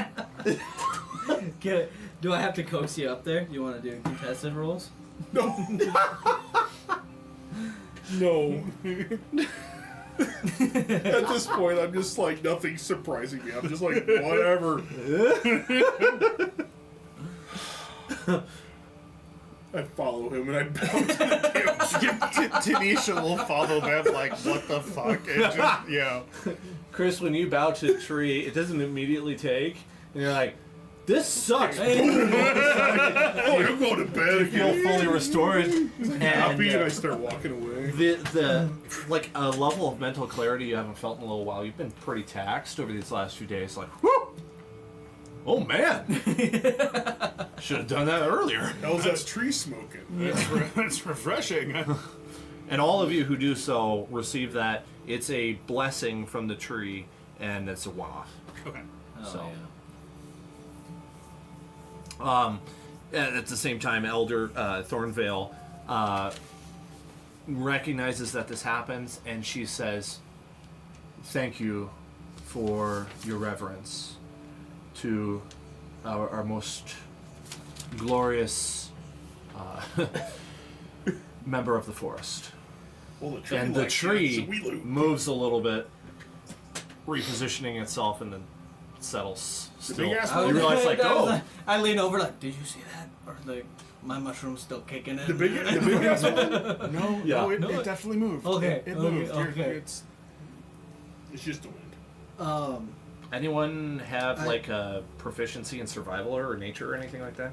I don't have proficiency, but I have a Survival. very large plus to it. nope. No. I mean, I don't have proficiency. Tanisha's wisdom's pretty good, so I mean, she could try. I still want to ask the elder about something. Yeah, go ahead. I say, Elder, I need to show you something and see if you have any information on it. So I give her the horn to see if she knows Oh. what that might have been. Okay, so she says, I've heard of this. And she looks it over and she says, yes, I suspected as much. This is made from one of the limbs of the grandfather tree. That guy? Now, Yes. now Yeah? you're Oh. now you're damned because you have a What? piece of a tree. My eyes just like go like, oh shit. And she says, do not worry. Okay. From time to time, I blew that the thing. grandfather tree gives us gifts. And they make us stronger. Well, I tell her, I was like, well, I used it. That changed. And Okay. this Freaking- sailor came Didn't in, realize and I this tell her changing about the colors. encounter that we had. And tell him, you know, he came, and then he was gone with no entrance or exit. And How And- strange. And then what happened to that freaking three-legged thing? It's probably And then I go like, yeah, and then the fireball is like, Really getting into it? yeah. She says, Because I was blown away like 2 shots to kill that thing. "You have quite the ally." Is there anything I need to know or be cautious of with this? Who the heck was that Yehu that it called? That's what I'm wondering. Alistair. Oh, that is was what he called Alistair. himself. He called Yeah. himself Alistair. So you could. I thought Alistair was a demon. No, Oh, okay. no, he's a satyr. Oh, okay. Alistair is the name of the demon, but Okay, is that what I'm thinking of? Yeah, that's probably what I'm thinking. Oh, is that in like broader pop culture or yeah, something? like above table, like. Oh, really? I'm pretty sure Alistair's a demon. Okay, let's change the name You then don't have so to. it's a little no, less. No, it's, I like Alistair. I do too. like I Alistair? Like, yeah, I like the name. Okay, I've seen that name in plenty of other places as well. So Yeah. it's- Yeah. okay. It's not like you named them like Mephistopheles. Yeah. No, That'd be no. a little on the nose. Alistair's a good. Okay. Good name. Although there's a really good beer that uses Mephistopheles. What Avery. did she tell me anything about this Alistair? She has not heard of him before, but she's aware that magical items can be created from some of the gifts of the grandfather tree. She's aware of one that Baum told you about before. His flute Yeah. that he played was made by his That grandfather was a fun of time. the grandfather Bombadil tree. was fun to have. You see. Yes, and he other artifacts have been made as well, but they're rare, and so this one is quite valuable. And so she says, "Hold on to this and use it sparingly. Okay. Overuse of it may cause it to diminish, Okay. and I would keep it away from the eyes of others. Much harm could be done." With having that. Oh shoot. Okay. Well, thank you for the information on this. That is very, very helpful. As for the satyr, it seems odd that he'd be able to do that, but it's not exactly my expertise. Maybe you should speak with Brother Bramble. And over next to her is what looks like almost like a monk, Yeah. but he's clearly still a druid, but he's wearing like brown robes. Probably the ones that are more like know about the tree. Yeah, and, like, she's know a leader. behind it. He is another one of the faithful. Yeah. And so he might have more information. So he'll go to the side with you if you want and talk with you about that. And then they'll keep hashing out Yeah. the war plans. And he'll give you one piece of information that he knows is that is definitely uncharacteristic of satyrs. They're peaceful folk. Very friendly to the Emerald Enclave, very friendly to the Glade. He further reinforces your idea that Alistair may have just called in a favor from somewhere else, Oh, okay. because that's extremely weird that a lone satyr would be able to do that. I ask him. I say like, so it wouldn't. You don't think it would be off of my intent? If I blew it and intended that thing to die, that's what it did. I don't know. Maybe next time you need it, be meditating on that, and it may happen as you decree, as you request. It is a little beyond me. Makes sense. Well, thank you again for Yes. war plans.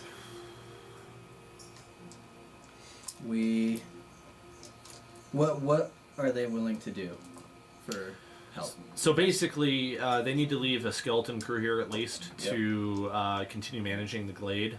But that skeleton crew could consist of maybe some of the druids that are not warriors, and then a handful of treants. And that's all that's necessary. The rest of their forces would be more than happy to come to your aid at Mahillimnir, and they would move out within minutes. They're just hashing out a couple details about where to go and what kind of enemy you're facing. They also share some information with you. They have been noticing that the High Forest for years has been shrinking.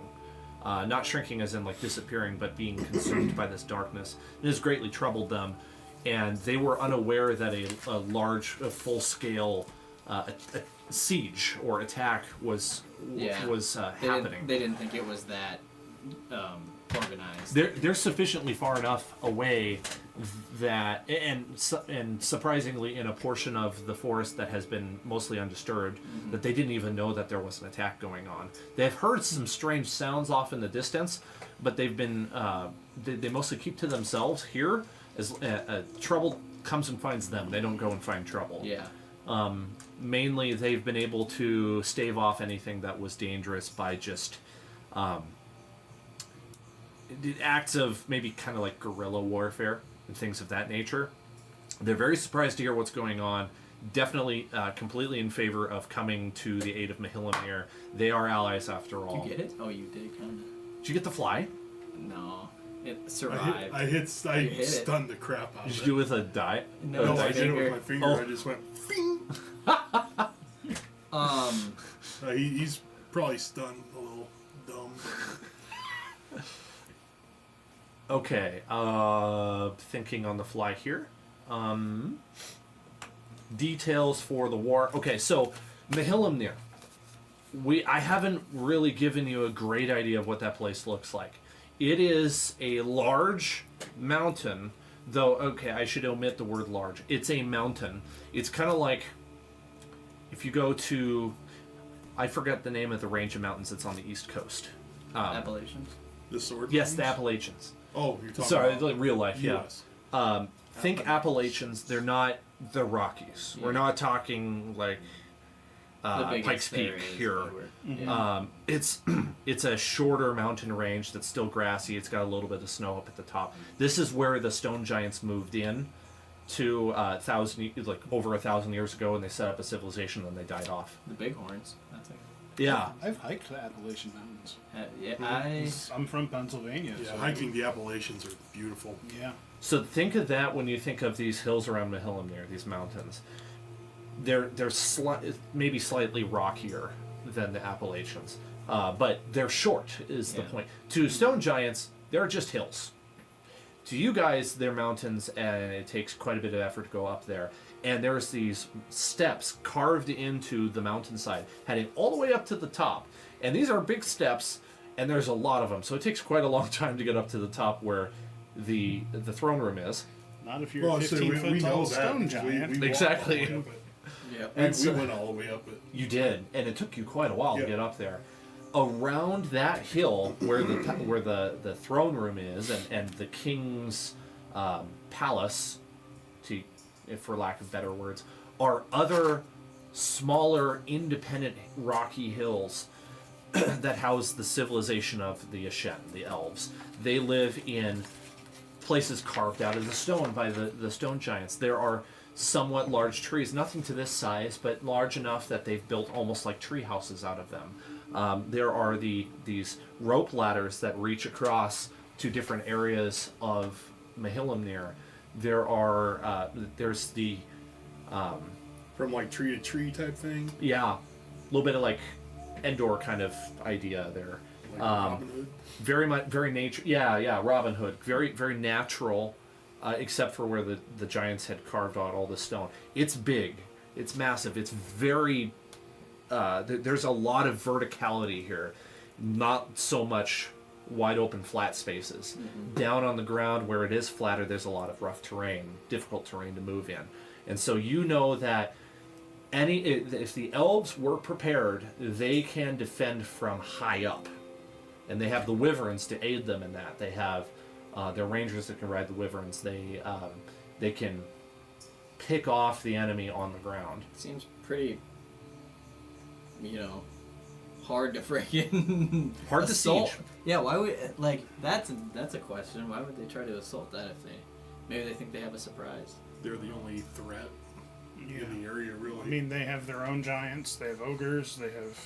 Yep. They have a dragon. At least one dragon that we know of. And The we didn't dragons kill from that rider. Greece. We just knocked him out, and the dragon, fucked off with them. So he's gonna come back with a vengeance. Yeah. We could have killed him. We don't know. We almost did. We were close. Like, he was down 2 death saves. Like, I was gonna say we don't know if he made his last death save or not. That's funny. Well, I think we hash everything out here that we need to, and then we just head whenever Okay. the army's ready. Before Toothmere opens his mouth. Folladwin is going to mount the Wyvern and make an attempt to try to go get some extra rangers. That way he can get you back faster. So he's going to take off, and he's gone, leaving you with the druids. And the druids start doing a ritual around this magical fire, burning herbs and putting things into the fire, changing the color of it. There's a lot of druidic spoken. They're almost praying. And maybe to those of you who might not be religious, especially, you might be getting a little impatient. Like, come on, guys, we're burning moonlight here. And then, without much notice, you hear the tree line start making noise all around you. And you hear the footsteps of the trees, and tree ants start emerging from the tree line. And you see a good 20 tree ants join you in the glade. Wow. They all gather around the base of this hill, around the grandfather tree, and they all slowly, in very tree-like fashion, bow to the grandfather tree. And then Took you. Thornvale says, "Now we move." And the tree ants walk over towards you, and they gently scoop each of you up and set you on their Like a shoulders hobbit. and start Nice. walking. Doom, doom, This feels oddly familiar. At some point, as you're walking through the trees back to Mahillimnir, these ants are kind of like waking up. They're getting a little bit faster as the urgency Yeah. starts to dawn on them. as we walk back through, like, where we had originally found the elves, I whistle to Dex, and all of the robots come out of their ball from under the underbrush and just start following. At first, the druids are taken by surprise. Oh, are we under attack? Oh, They're with us! Is there any way 2 of them can pick up the pelt? yes. Oh, yeah, I bet they could just carry it. I mean, Yeah. Carry the. Okay, sweet. Easy. I wanna- Yeah. That's a good point. Just carry the carcass. Yeah. You better write that down that you have. Yeah. Yeah. Otherwise, I'm gonna forget. The wyverns come by and they land, allowing you the opportunity to get on them if you wish and fly back. At this point, it's probably like 3 a.m, but you're feeling fit as a fiddle. You've had a long rest without even closing your eyes, except you. I had a long rest. Yeah. Well, I closed You my eyes closed for your 10 eyes. minutes. You're the only one that's got any amount of sleep. 10 minutes. All right. God, I I hear, know that feeling. I hear no arguments. So if you load up on the wyverns, I'll need some perception checks from you as you're flying to see if you notice what's going on. Don't I we want have to my whip back, just right? stay with the Yeah. treants? Or do we You want to can actually if you get to... wish. If you wish, Oh, it's there. totally up to you. I don't know. It doesn't matter. Because, I mean, we Which have is our droids faster? and stuff there. I figured Wyverns. that we Oh, just yeah, stay. but with the robots, I kind of need to stay and command the robots. So I'd probably need to stay on the ground. So, yeah, I mean, if we wanted to stay with the... We're making pretty dang good time. I mean, we're over halfway there. And it's not like the robots get tired, so they can just run the whole Right. way. Wow, that's pretty good. Alright, perceptions. Tanisha got a I can't math now. That's relatable. Yeah. I got a dirty- 23. 30, 20. Nice. 30-20. Okay. And then Corvin got a 17. Nice. 23. Okay. Getting my information, then I'll tell you what you see. So, as we're like hanging out with the druids, or on the treants or whatever, Corvin will actually talk to Terran for a second. Like, so Terran, I notice you know, obviously you're a spellcaster yourself and a bit of a wizard. If you wanted to copy some of the spells I have in my Book of Secrets, you'd be more than welcome to. He's a wizard. I I would would have the say no. time. I am all about learning the new wizarding world, so to speak. So the only spells he has in there are ritual spells because he's got the Book of Ancient Secrets. So I do have Identify, I have Detect Magic that you'd be able to copy, and I have Liamid's Tiny Hut, which you would be able to copy because that's a wizard spell. If you felt so inclined, Either maybe Identify or... you can copy all of them for all I care. Oh, really? Yeah. It would take 2 hours per spell level and 50 gold per spell level Okay. to copy them. Nice. Okay, yeah. Yeah. I mean, does Taryn have any ritual spells in his spell book already? Nope. No. And plus, and you're a ritual caster because you're a wizard. Right. So, Yeah. by all means, I'm when going to- when we have the time, Yeah. feel free. I'm gonna definitely do that. Absolutely. 1 hour and 50 gold. It's 1 hour and 2 hours and 50 gold per spell level. Okay. Per spell level. Mm-hmm. So that means we gotta find a place that gives us more gold because he's gonna spend it all on copying spells now. It's true. We haven't really looted a whole lot. I know where a lot of loot is. Like, we have a cave with a shitload of adamantium in it. Yeah, we did come across the Adamantium mine. Oh, yeah. I have There's a a couple lot- adamantium there's coins. There's a vault in there that we had a shitload of stuff. Oh, well, there's also that mine in that Yeah. that place that you found me and Tanisha that had all those gems and stuff, but it was all crawling with myconids. So Yep. if we ever feel like doing a bit of mining, I Love have that two. era- I have that. 2 adamantium coins. Love the I've, Underdark. It's so I've cool. got a lot of adamantium. Well, not a lot, but this shit's heavy too. The It is. adamantium. Yep, that's the real downside. yeah. Okay, I found what I needed. So, the problem is I sort of forgot what I was doing. So about what time is it right now? 3 in the morning. 3 in the morning, and they attack at dawn, which is 7. Oh, you meant like game time? Yeah. Oh, it's 7:30 for in real time. Yeah.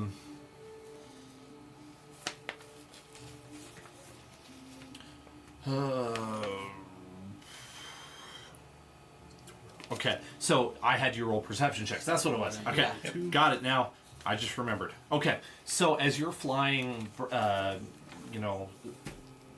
bird's eye, or as a raven, as the crow flies, you can see eventually little pinpricks of light in the forest that look like camps.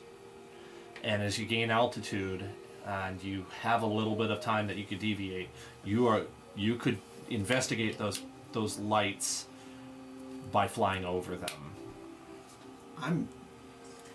Yeah. Okay. I'm very curious about lights and new things. Mm-hmm.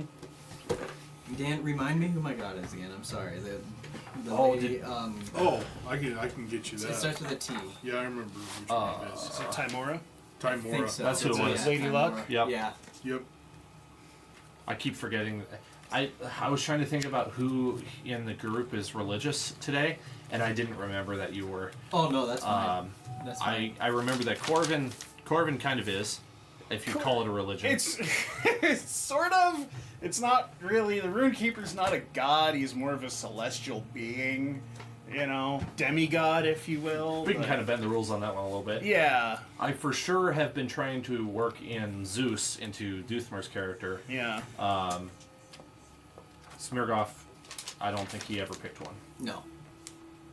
Tanisha didn't pick one that I'm aware of. And look. She could be an ardent atheist for all I know. Yeah, I need to. I can. Yeah. Oh, her deity is Ilmater. Oh, okay. That's one of the gods of the halflings, isn't it? Nope. Oh, Nope. He's a Faerunian god. Not a halfling deity. He's I forget exactly what he's a god You of. need me to look it up. okay. I can look it up. Or Yeah. Apparently, Which one? I'm sorry. Ilmater. Timora, trickery god. Yeah, that's right. Mm-hmm. Because you were going to go more Chaotic good. chaotic neutral. She's chaotic good? Chaotic good. Oh. Chaotic good trickery. I like chaotic good. Chaotic good Got is us one a of my good favorite fortune. alignments. I almost always play lawful good. It's just who I am. I just like playing lawful good. Yeah, and see, chaotic Mr. good. Paladin. I've played everything but a paladin, basically. That's funny. Yeah. Damn. All the classes that are more fun is neutral good. Okay, so flying down to these camps. Yeah. No perception check really necessary as you see, you fly over the first light and you see, what do you call it? Somebody who can transform into an animal is called a lycanthrope. There we go. There's a group of lycanthropes specifically were boars in one camp. Unsettling. Yeah. Dozens of them. You fly over another one. You see a group of minotaurs and gnolls together. In this area. This is You fly over familiar territory and you can see hundreds of hobgoblins. You fly over another one. This one seems to be occupied, but nobody's outside. Then, as you are getting back on track, you see something that isn't next to a camp and catches your attention because of how odd it is. You see what look like, almost like large balloons floating in the distance. A group of them. They're not moving in the wind. They seem to be moving different directions. Sometimes they turn around and go the other way. they're in the air right now. They're in the air above the treetops. And you see weird little strands floating beneath, or coming up from underneath them, almost like tentacles. like a sky jellyfish. Giant jellyfish? Yeah. Very much like that. I don't know how far away is this? Uh, Are we going straight? oh, this towards is. them? I mean, you got the benefit of altitude, so you can see Okay. this several miles off. They're not alone, but you can't tell at a distance what's near them. Is They're it- definitely coming from a different area, probably the south. Is it something that we inevitably have to engage in, or no? No, Okay. not necessarily. Okay. I don't They're know. south of Mahilin there. Those won't be good for the rest of the wyverns, though. If they can catch them in their tentacles and sting them, No. Yeah. and then paralyze them, that's not good. No. But at least we know that they're out there, and the information that we do, I don't know if attacking them right now is gonna be I good mean, either. there's nothing that the four of us can do. No. I mean, we do have range, but look at all of them. And I'm hoping the wyverns can get. We know the wyverns are going to need elevation. Then they can't just fly Yeah. low or. I'm gonna say that unless you want it to be otherwise, you're sort of like hovering a little bit, conversing for a moment, and a swarm of bats comes up from underneath you and starts literally swarming you on these wyverns, making it very hard for you to see. Clearly something's going on. And have you roll initiative. Ooh. No map for this. Okay. It's going to be all theater of the mind.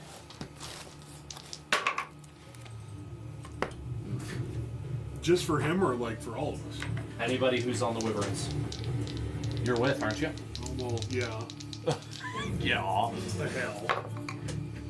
Should we have familiars go right after us, or just have them have their own initiative? Woo! Or right before us? Holy shnikes. So they're easier to keep track of. I guess we could have them go right after you. That makes it simple, right? That makes it simpler. Usually they, Or go before us. usually I think rules is written they have their own initiative. Okay. probably In do. other systems, they acted on your turn, but you could choose before or after. Okay. So whatever you guys want to do.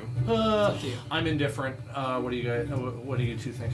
I think it's just easier for them to keep track of them, Yeah. and I mean we're gonna have them do what they're gonna do regardless, if it's before our turn or somebody else's. I mean, if I'm completely honest, and I roll and Corvin acts before my familiar, the familiar's just gonna delay his turn until right before Corvin goes anyway. So Yeah. Okay. Sure. Place your animals where you would like them to be in the initiative, I guess. okay. I will give you a new tractor. Where did I leave them? I just set them down. So. Oh, there we go. There you go. Yeah, I'll take one of those. There's the tractor. We will not need the damage tracker for you guys this time, because you don't have the constructs in the air. Right. We need to make some notes real We quick. might. I can make them fly. Are we still? We're in dim light right now, or darkness? Probably darkness, right? Or- Darkness.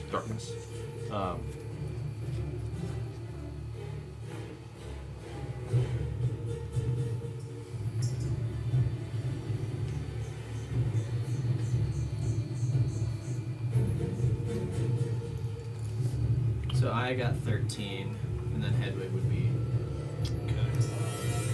12.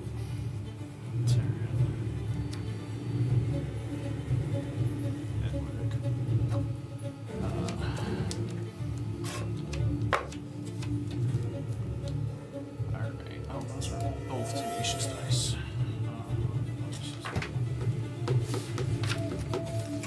Tanisha. Got a 19. I got 19 as well. What's your She- bonus to initiative? 0. Okay. I rolled a straight 19. Bam. Yeah, I gotta look up my stat block here, and then I'll be ready to give you my number. Sure. 15, I got a 50.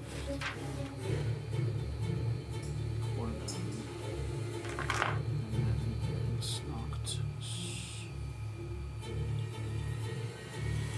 14. Cool. I got a 10 for the swarm of bats. That's Yep. Okay.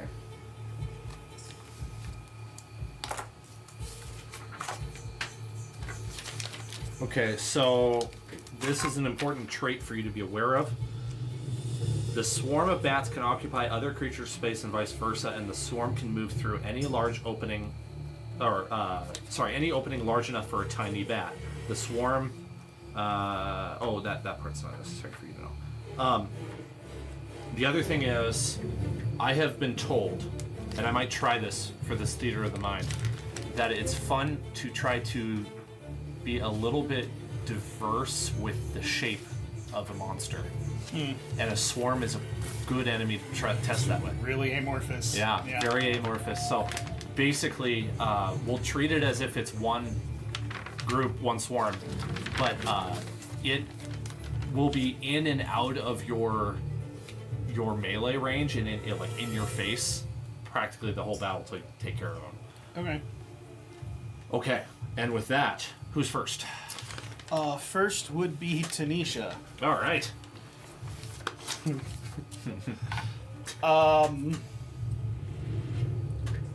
The hell is she gonna do against a swarm? This is like really her weakness.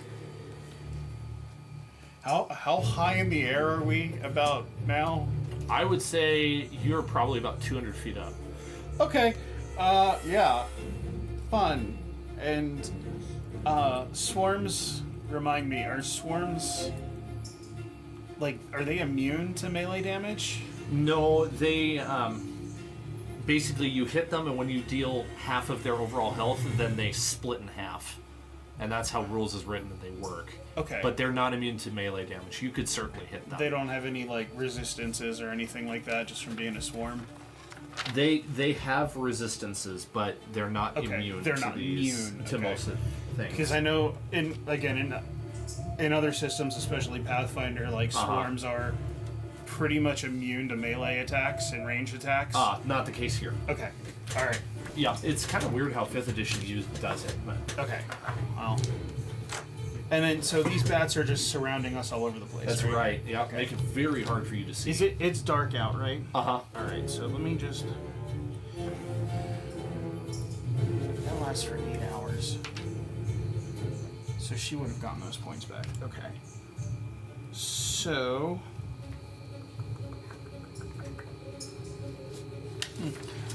All right. So.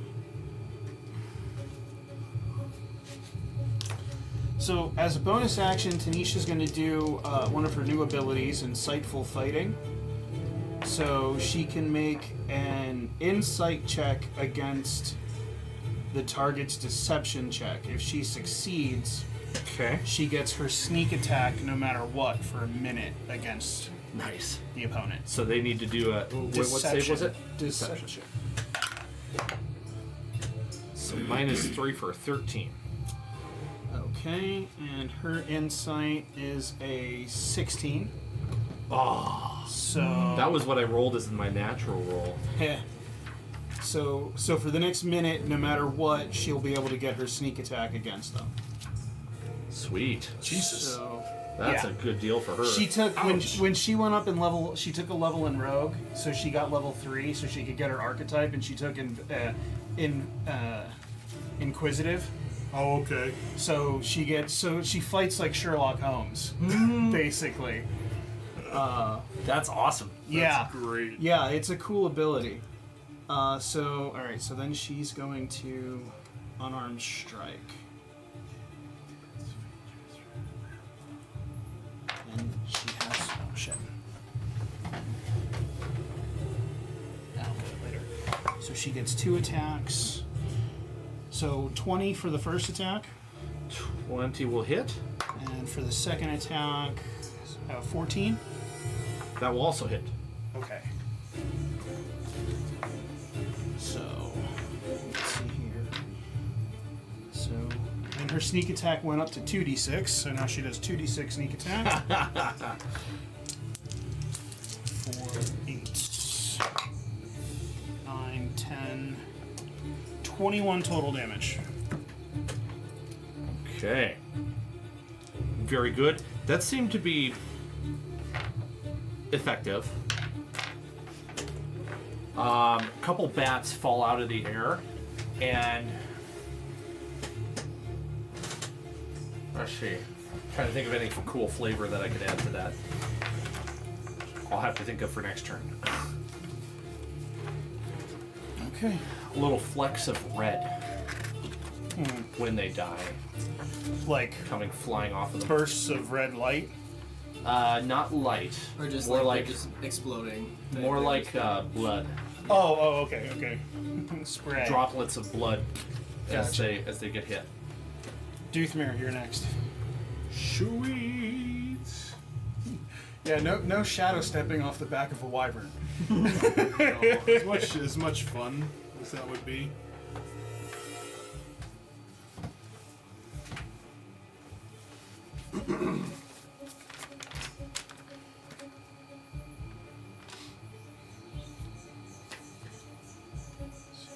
Okay, I'm gonna. What time of day did you say? It's around 3 o'clock. 3, yeah, probably 3:15. Okay. And where approximately are we flying? We were flying over like some of the encampments, right? Yeah, this is you've been going the long way around, and let's say you've moved to the north of Mahillim there, and this is where you encounter the bats. You know, are there still campgrounds and stuff below us? They're now behind you. You were kind of making to get straight to Mahillim there at this point, and you get surprised by this. You weren't actually aware that they were here. Okay, so we're out of the camp Yeah. like area. Okay. Yeah. Cool. So I will pull my warhammer and I will cast light on it, and I will hold it right there. Okay. You become a bright flashlight in the sky. Correct. And are immediately surprised at the wealth of bats around you. This is more than your average swarm. This is the other thing is these bats look unusually large. They have extremely big exposed teeth sticking out of their mouth. Two fangs. Now that it's dynamite. And there's blood dripping off of their fangs. Sweet. So they're not gonna like kill us. They're already fed. They're good. Cool. So yeah, that is my turn. Okay. Who's next? After Doothmere is Corbin. Okay. I just need to see if that cantrip was considered an action or a bonus action. Oh.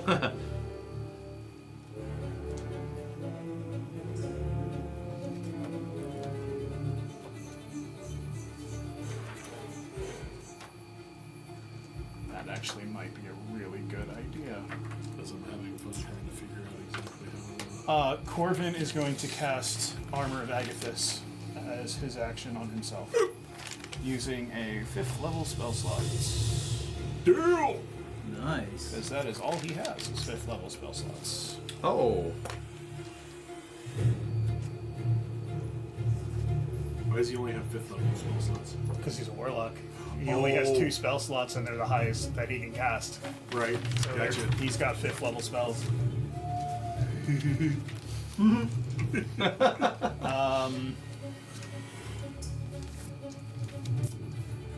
Yeah, and in this swarm, Noctis is literally gonna hide under Corvin's cloak.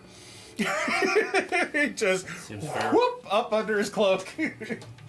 Yeah. Stop popping! That's a Your good friendly fly is right there. Yeah, Taryn, you're up. Well, I'm gonna see his familiar You could probably grab him. He's that slow. hide, and I'm gonna do the same with Hedwig. I'm gonna have Hedwig come close so she stays alive. The fly is just demonstrating for us what the bats would look like. Yeah. right. It's probably about the right scale to our minis, too. Yeah. Anyone have more flies? I Get some more flies in here. going to.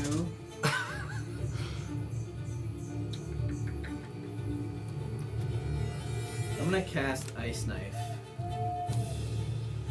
Nice. Nice Kniff. So 25 temporary hit points. Make a ranged spell attack.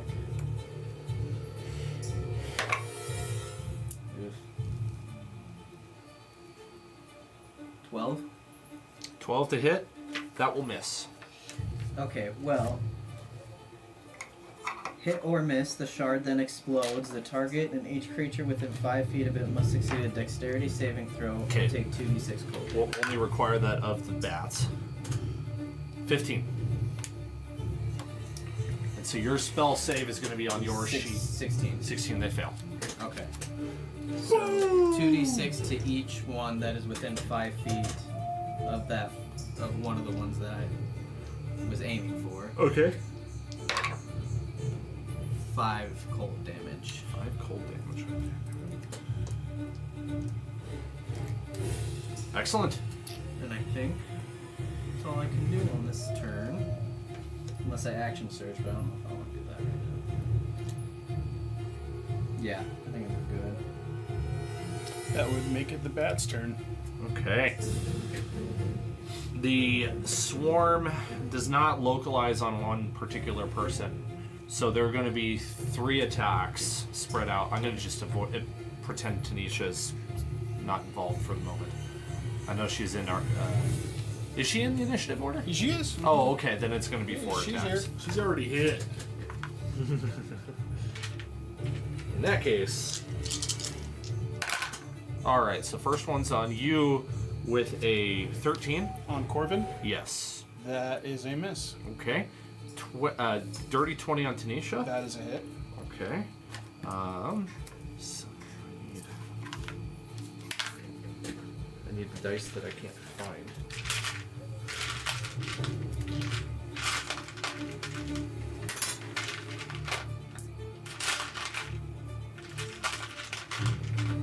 There we go.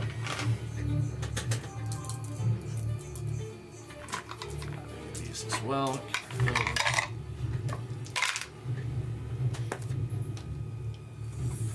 Wow, rolled well. 10 piercing and 12 necrotic. So 22 total. Ooh. Wow. Yikes, that was a good roll. That sucks. Okay. How many times did he hit? Once? That was once on her. Tanisha. Once on Tanisha. Okay. Could have been. 15 on you. That's a miss. 15 is a miss. Okay. And then 22 on you. That's got to hit, right? 22 hits. Okay. You can shield. Oh, I'm not worried. 8 piercing and 13 necrotic. Reaction. Okay, yeah, react. I Okay. forget about his reaction. I've been waiting for that. How much total? 8 and 13, so 21. Are you gonna cast that thing where we said we could use as a mosquito killer? I don't remember what this Like a is. bug killer? Because it zaps anything within that. Oh no, I can't do. I'm gonna react with the deal, but I can't do like I can't hit like multiple. I'll hit whoever like hit me, I guess. Did you do a dex save? No, I wasn't sure what I needed to do. Natural 20! Okay, you save for half then. A little disappointment over there. So 11, cut in half, so 6. And I'm going to, since I did lightning damage to the creature, I'm going to push it away from me 10 feet.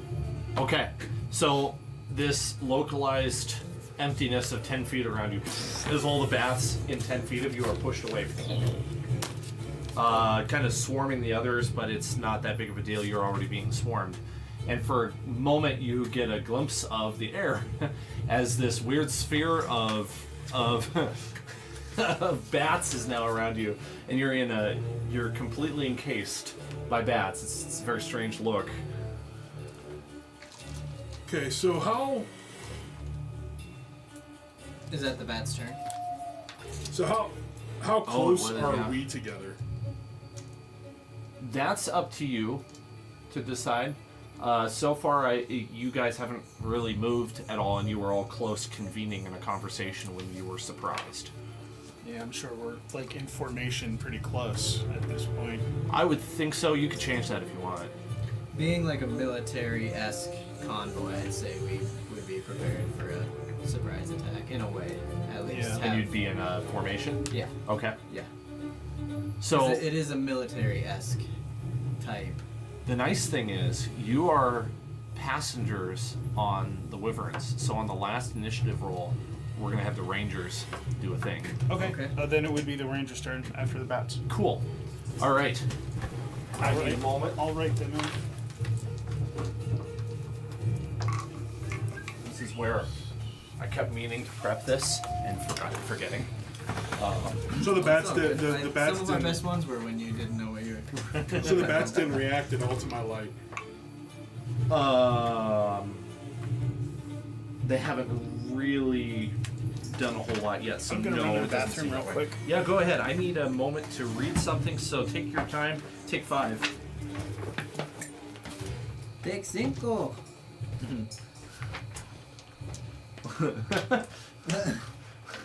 Obtener 5. Yeah, there you go. Obtain 5. Obtain 5. I like it.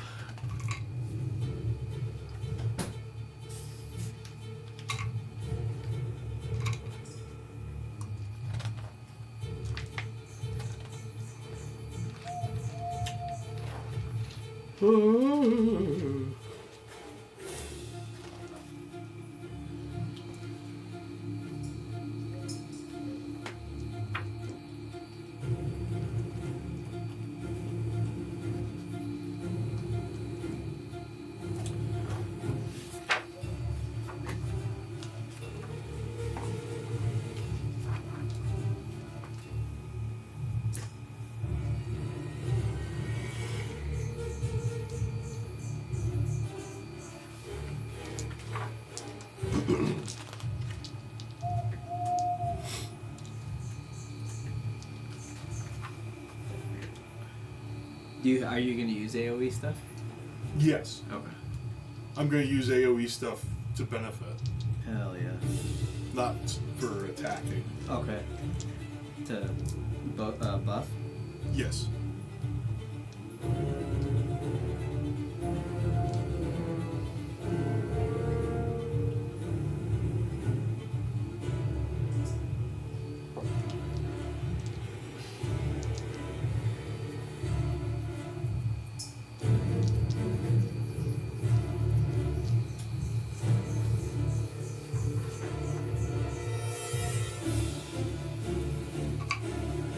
Okay, I think I know what I'm gonna do now.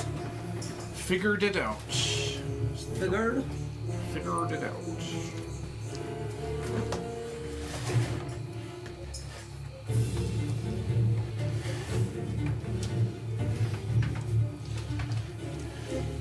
Just need to gain Wyvern.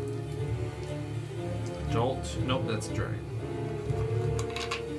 Well, these are all dragons. What? Oh, that's right. Wyvern is not actually colored in the No, not technically. in the monster manual.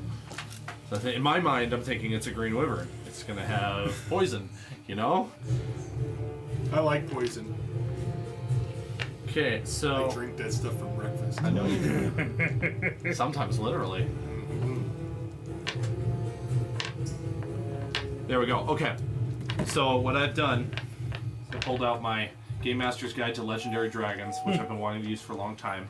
There's dragon riding rules Oh, that's cool. and action economy for this, and so the rangers are proficient at wyvern riding, which is my slight change to the dragon riding.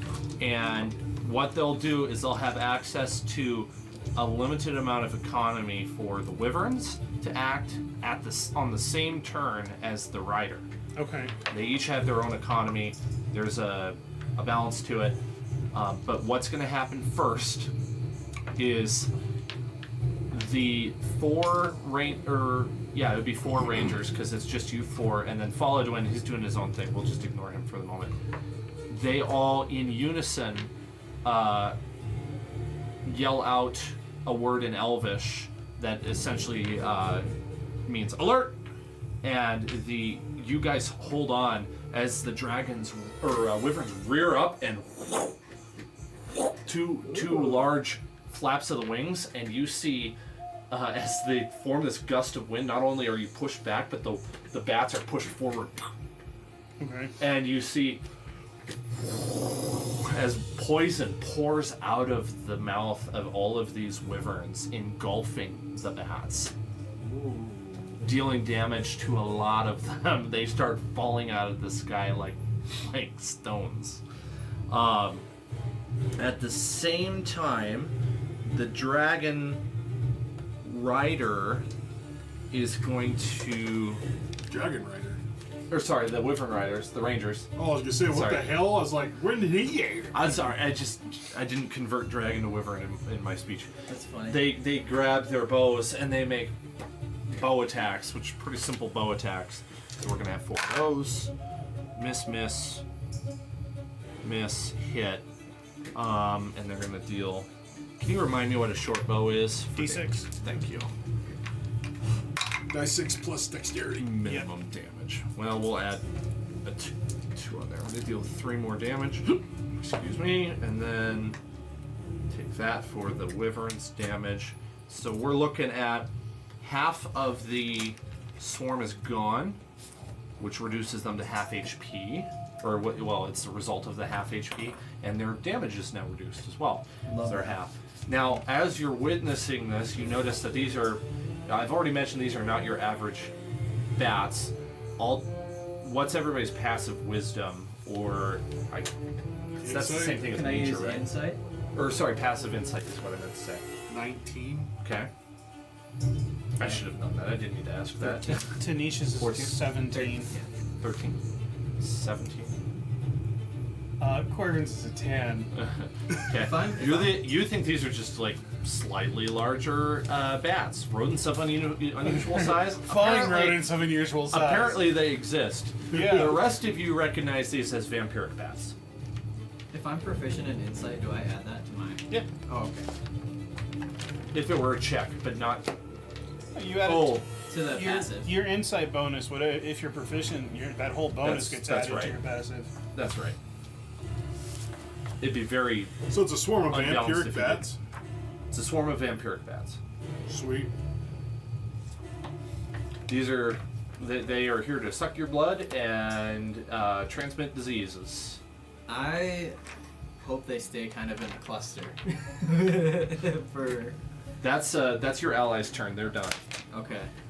Alright, so they are last. That would make it Tanisha's turn again. Are there bats within arm's reach of her still, or did they all get blown away? They were blown away for the most part. She could hit a few. Okay. Or she can hold her action until they come closer. Yeah, I think she might wind up doing that. We'll say some came up from beneath you, Okay. and so there's a sufficient amount for her to attack. For her to attack? Okay. Alright, so then I'm going to use she's gonna flurry. On the back of a wyvern. You seen the Hobbit? I mean, she's got like when Legolas, like her passive acrobatics is an 18. that's crazy. Passive acrobatics Whoa. is an 18.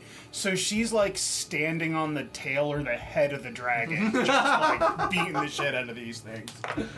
That's a 13. Okay, so her first attack is a 24. That sure hits. Her second attack is a 16. I'll give you toss an extra d4 in your damage for such a solid hit. Okay. And then her third attack is a 19. That hits. So a 24, 16, and a 19 for her 3 attacks. Yep, those all hit. Okay, so first attack it gets sneak attack damage. That's the second attack. That's the third attack. Did you say it was acid or poison? 12. That wyvern's did? Yeah. Wow. Poison. Yeah, poison. Yep. Sometimes I say 15, them 20, interchangeably, 30, and there's a difference, and I forget what I'm 35. trying And to if do. you said an extra d4? Yes. Was it like a gas that came out, or It was like a spit. It was like I put my finger up there, grabbed some, and tasted it just to see what kind it was. did it make your mouth numb?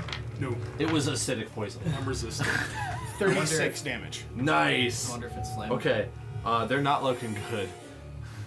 It's like stomach acid. Ooh. You feel like this like acid reflux feeling as you taste it. Alright, Doothmere is up. That was a solid hit. I'm not going to worry about doing what I was going to do because the wyverns took care of 3/4 of them. So I don't have to worry about it. Which is good. You save it. Yeah, Or so something I raise my shield and I need a wisdom saving throw. Okay.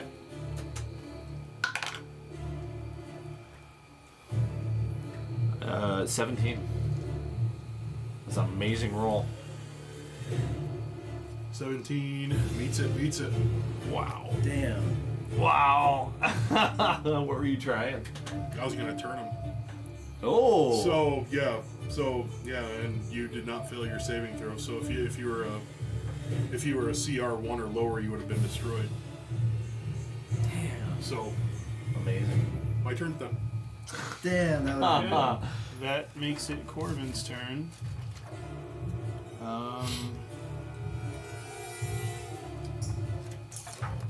Would you say Tanisha's within 60 feet of Corbin? Sure. Okay. Yeah. So, as a bonus action, you see him just kind of to the side hold out his hand, and a small ray of like bluish light springs out and hits her, Ooh. and she will heal.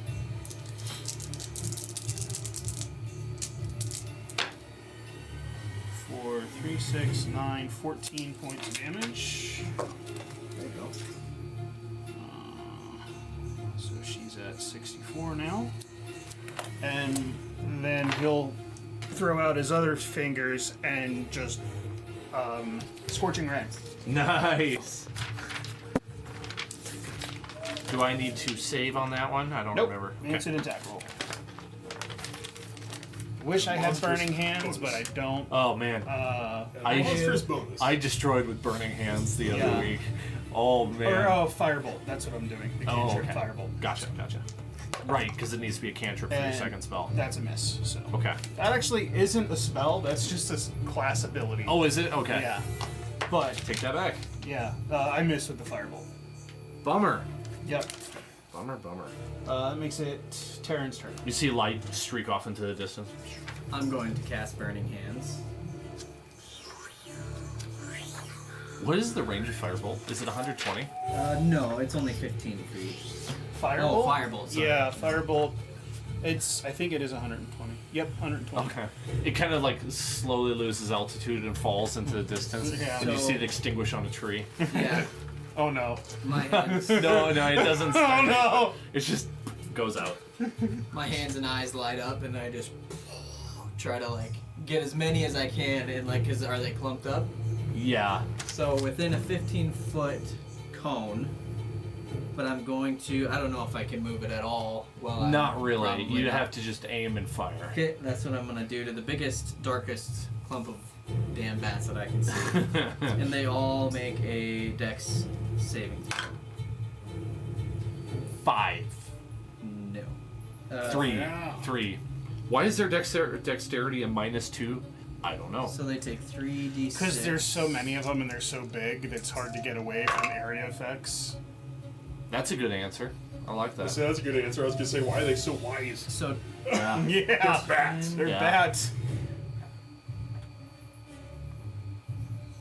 I'll use a second. Hey, have you ever spell met a slot bat for that this. wasn't wise? I haven't. Wisdom represents, I guess, the animal instinct. 14 damage. Nice. Okay. There are like 3 bats left, and you see them plummet straight down towards the ground. Anybody who wants to make a reaction to do an opportunity attack, you're welcome to do it. I can cast a spell as a reaction. I can't. Did you use that already? I don't have Warcaster. Same here. I'm going to. I don't really need to. Not on 3 bats. Okay. No. I'm not gonna. And Tanisha probably. Yeah, I mean, she could get an unarmed strike Yeah. against one of them. That's for sure. But 17. That hits. 8 damage. Okay, one of the bats falls. The other 2 continue plummeting under control, and you leave your vicinity. And anybody who looks down sees that as they reach the earth, they stop their descent with their wings, and they transform to full-size medium humanoids.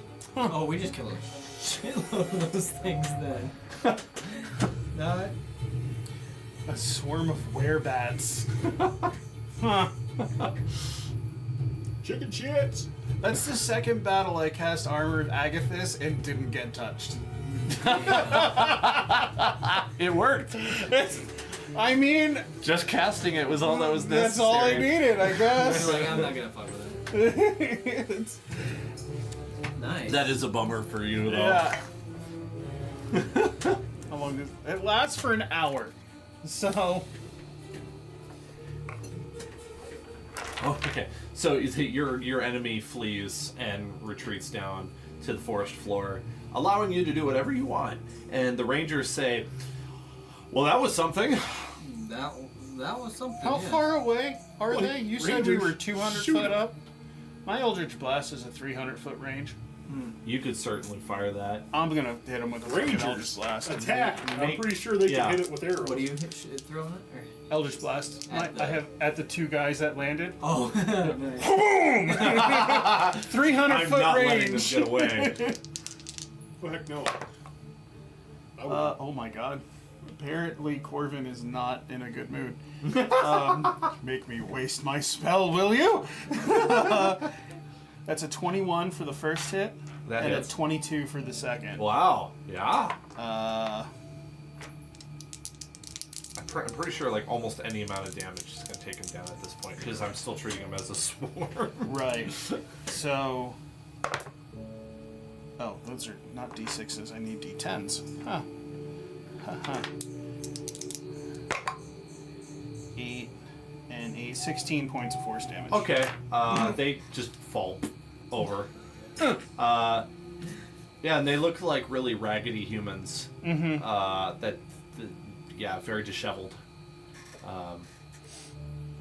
Loot their asses! So when Loot the when the bats body. that fell, did they turn back? No, they stayed bats as they slowly fall and they hit the ground. Some of them land in a few trees. You hear the distant as they hit the ground. One of them gets speared on the point of a tree. Love that. Do we seem free and clear? Yeah, you are Yeah, totally maybe. free. You dealt with the threat Nice. very quickly. Who got injured though? Tanisha, I think, is the only one that got hurt. I need her to I make a did. Constitution save. You can do it at advantage because of your abilities. Don't need to worry about A 12. 12. Okay. that. 17 and 17. You pass. You also pass, just barely. Okay. So Tanisha's fine. That was to see if you contracted vampirism. Oh! Oh, fun. Oh! What? Yeah, I am very glad that I did not have my wife's character get vampirism while I was in control of her. Right? That's hilarious. So we had fun. Tanisha did good. Oh, by the way, she's a vampire now. You'd be like, what? That'd be a change in my. That'd be a change in my deity and a change in my alignment. Yeah. But you pass with flying colors, and almost flying colors. Hey, a pass is a pass. I don't care. That's hilarious. Yeah, I would not be able to be with the group anymore. Sorry, you guys would kill me. The wyverns, or the rangers rather, continue you on your way to Mihilnir with all haste, and land in the upper region of the main hill with the throne room, and there's clearly like some nests or roosts for these wyverns that are once again inhabited by the wyverns of Mihilnir, and everything is a hubbub. You hear all kinds of chatter.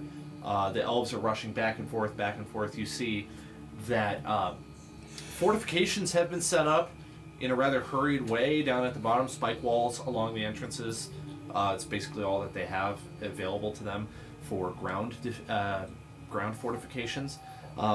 Definitely a lot of weapons are being passed out, and like quivers of arrows are being laid on the rope bridges across, like just everywhere. You see strapping young elves running around with bundles of spears and bows and arrows, just laying them down everywhere for the soldiers that are going to be manning these posts here pretty soon. Almost no melee weapons. You see the occasional elf with maybe a short sword on his back, maybe with a curved blade, kind of like your falchions that you used to have. They feel like they don't need to wear a whole lot of... They really, and they're all light armor, all like if armor at all. They're wearing hide basically, very much all ranger types. And you see that at the bottom there are now trees that didn't used to grow in the bottom, and as you look closer, They're like, like, oh, it's oh, the treants. yeah. Oh, cool. And there's a lot of variety of them. There's a lot of different ones. They look unique. I feel bad they're the front line of defense, though. Are Dex and the robots down there too? They are, yep. Okay. They're congregated at a point at the base of the stairs, kind of just waiting for your orders Okay. whenever you get to them. And the king is at the top of the steps. He is wearing armor, a light armor. Looks like Mithril. Falodwin is at his side now. Well, once you jump off the wyverns, and has a whispered conversation with him, and then hurries inside of the palace. Lost to sight to you, and Matean the king turns to you and he says, "We owe you a great debt of gratitude. Not only have you warned us, but you found more allies, and you brought those." And he gestures to your constructs down at the bottom. Is that all you found? I mean, I'm grateful for it. Unfortunately, no. We had more, but they fell fighting the Red Dragon. Excuse me, Red Dragon? Yeah, it was fairly large. Had a rider, red mask. I don't know. Oh dear, the mushroom did not tell me this. They have a red... The mushroom doesn't know how to talk. We did incapacitate the rider, and the dragon Do I have Stilnet back flew now? off. Yeah. Okay, good. That is encouraging. I doubt that'll be the last we see of him. Me too. What kind of forces? What sort of forces did you say they had again? We've seen ogres and hobgoblins, and flying over, we saw a contingent of minotaurs and gnolls, Giant flying jellyfish. giant flying jellyfish, I'm not sure what a jellyfish is. I've never been to the water. a balloon-like creature with tentacles. They're quite poisonous. How very strange. So make sure the wyverns fly high, if possible. Or just feed him to Doothmer. The wyverns used to be our only strength, but with these that you have brought, I feel encouraged. And I have other good news for you too. Please come with me into the palace. I'm sure you are very hungry for one. Oh, absolutely. I haven't eaten anything in 20 years. You look phenomenal. Thank you, Your Majesty. It's just blushing. Come. Let us. Yes, the cooks have laid out a feast for those who are going to battle. You must be well fed before you fight. I agree. Spread out on this table, foods that you've never seen before. Lots of them involving roasted meats, stews, soups, barbecue. I Reaches literally this try to eat. nostrils. I try everything. You try everything. I You try are everything. stuffed by the Yeah. time oh, I just have to try this last roll. Oh, it tastes like honey. Oh, it's delicious. You ate the turkey. You ate the turkey. Now you're gonna tryptophan. You're gonna pass out. Ooh. Well, if he hasn't eaten in 20 years, I don't know if that's gonna happen to me. He says, "Oh, you feel full. Here, have a drink of this. I drink it. Just a little sip, and your stomach feels like slightly relieved. Like, whew.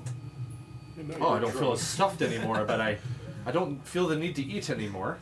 one uh, bite is known to fill the stomach of a grown man. Tiny little, How many did you eat? 5? Right?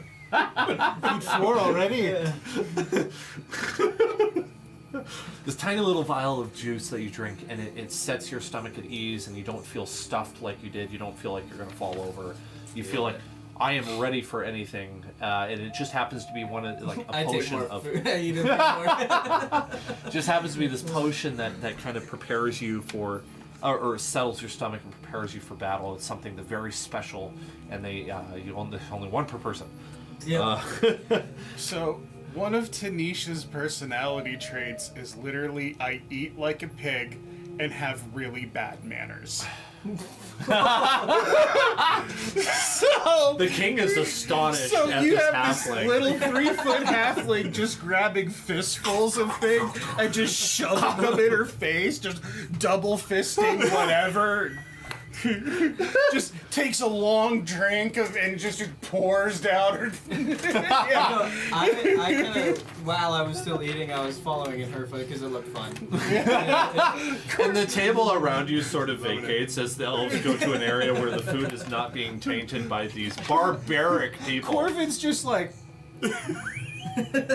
Finally, someone that eats like a dwarf. I could not keep up with her pace. I did not. I did not last very long. Where are your healers? Where are your priests? Where are your clerics? Where are your healers? Once that sort of calms down a little bit, finally Matan gets to it. Okay, all right. So for the news, he's a little appalled at what Tanisha just did, especially since he's never met the woman before. Appalled or impressed? She hasn't eaten. Appalled. She hasn't eaten 10 by, years or 20 years. 20 years either. By the time she like leans back, gonna let total that one food go. baby. He says, You just lost all your dexterity bonuses for the next 8 hours. I tell her, drink one of those drinks you can keep eating. She'll drink too. Shit. "Where's my map? I have a map that I want to share." I need a map to their healers. Ah, here we go.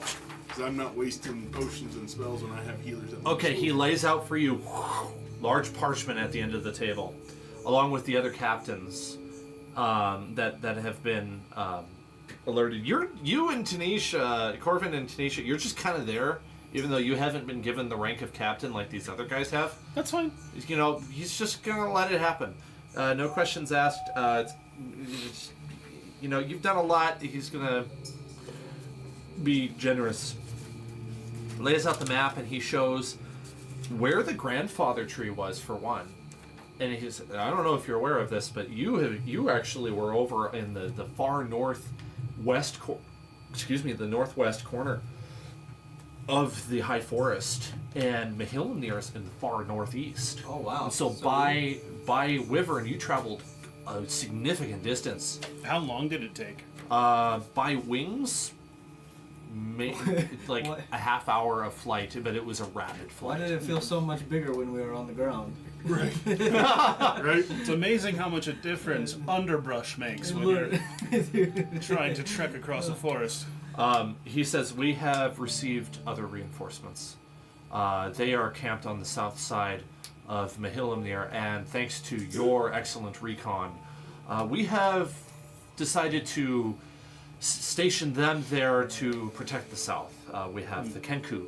We have the Satyrs, though the Satyrs, they will be spread out as medics, as healers across all of Mahilnir.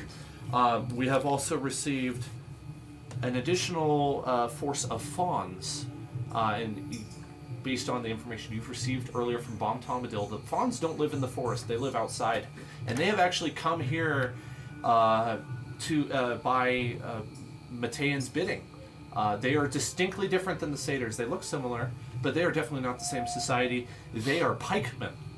So they have long pikes. They are good for breaking cavalry charges.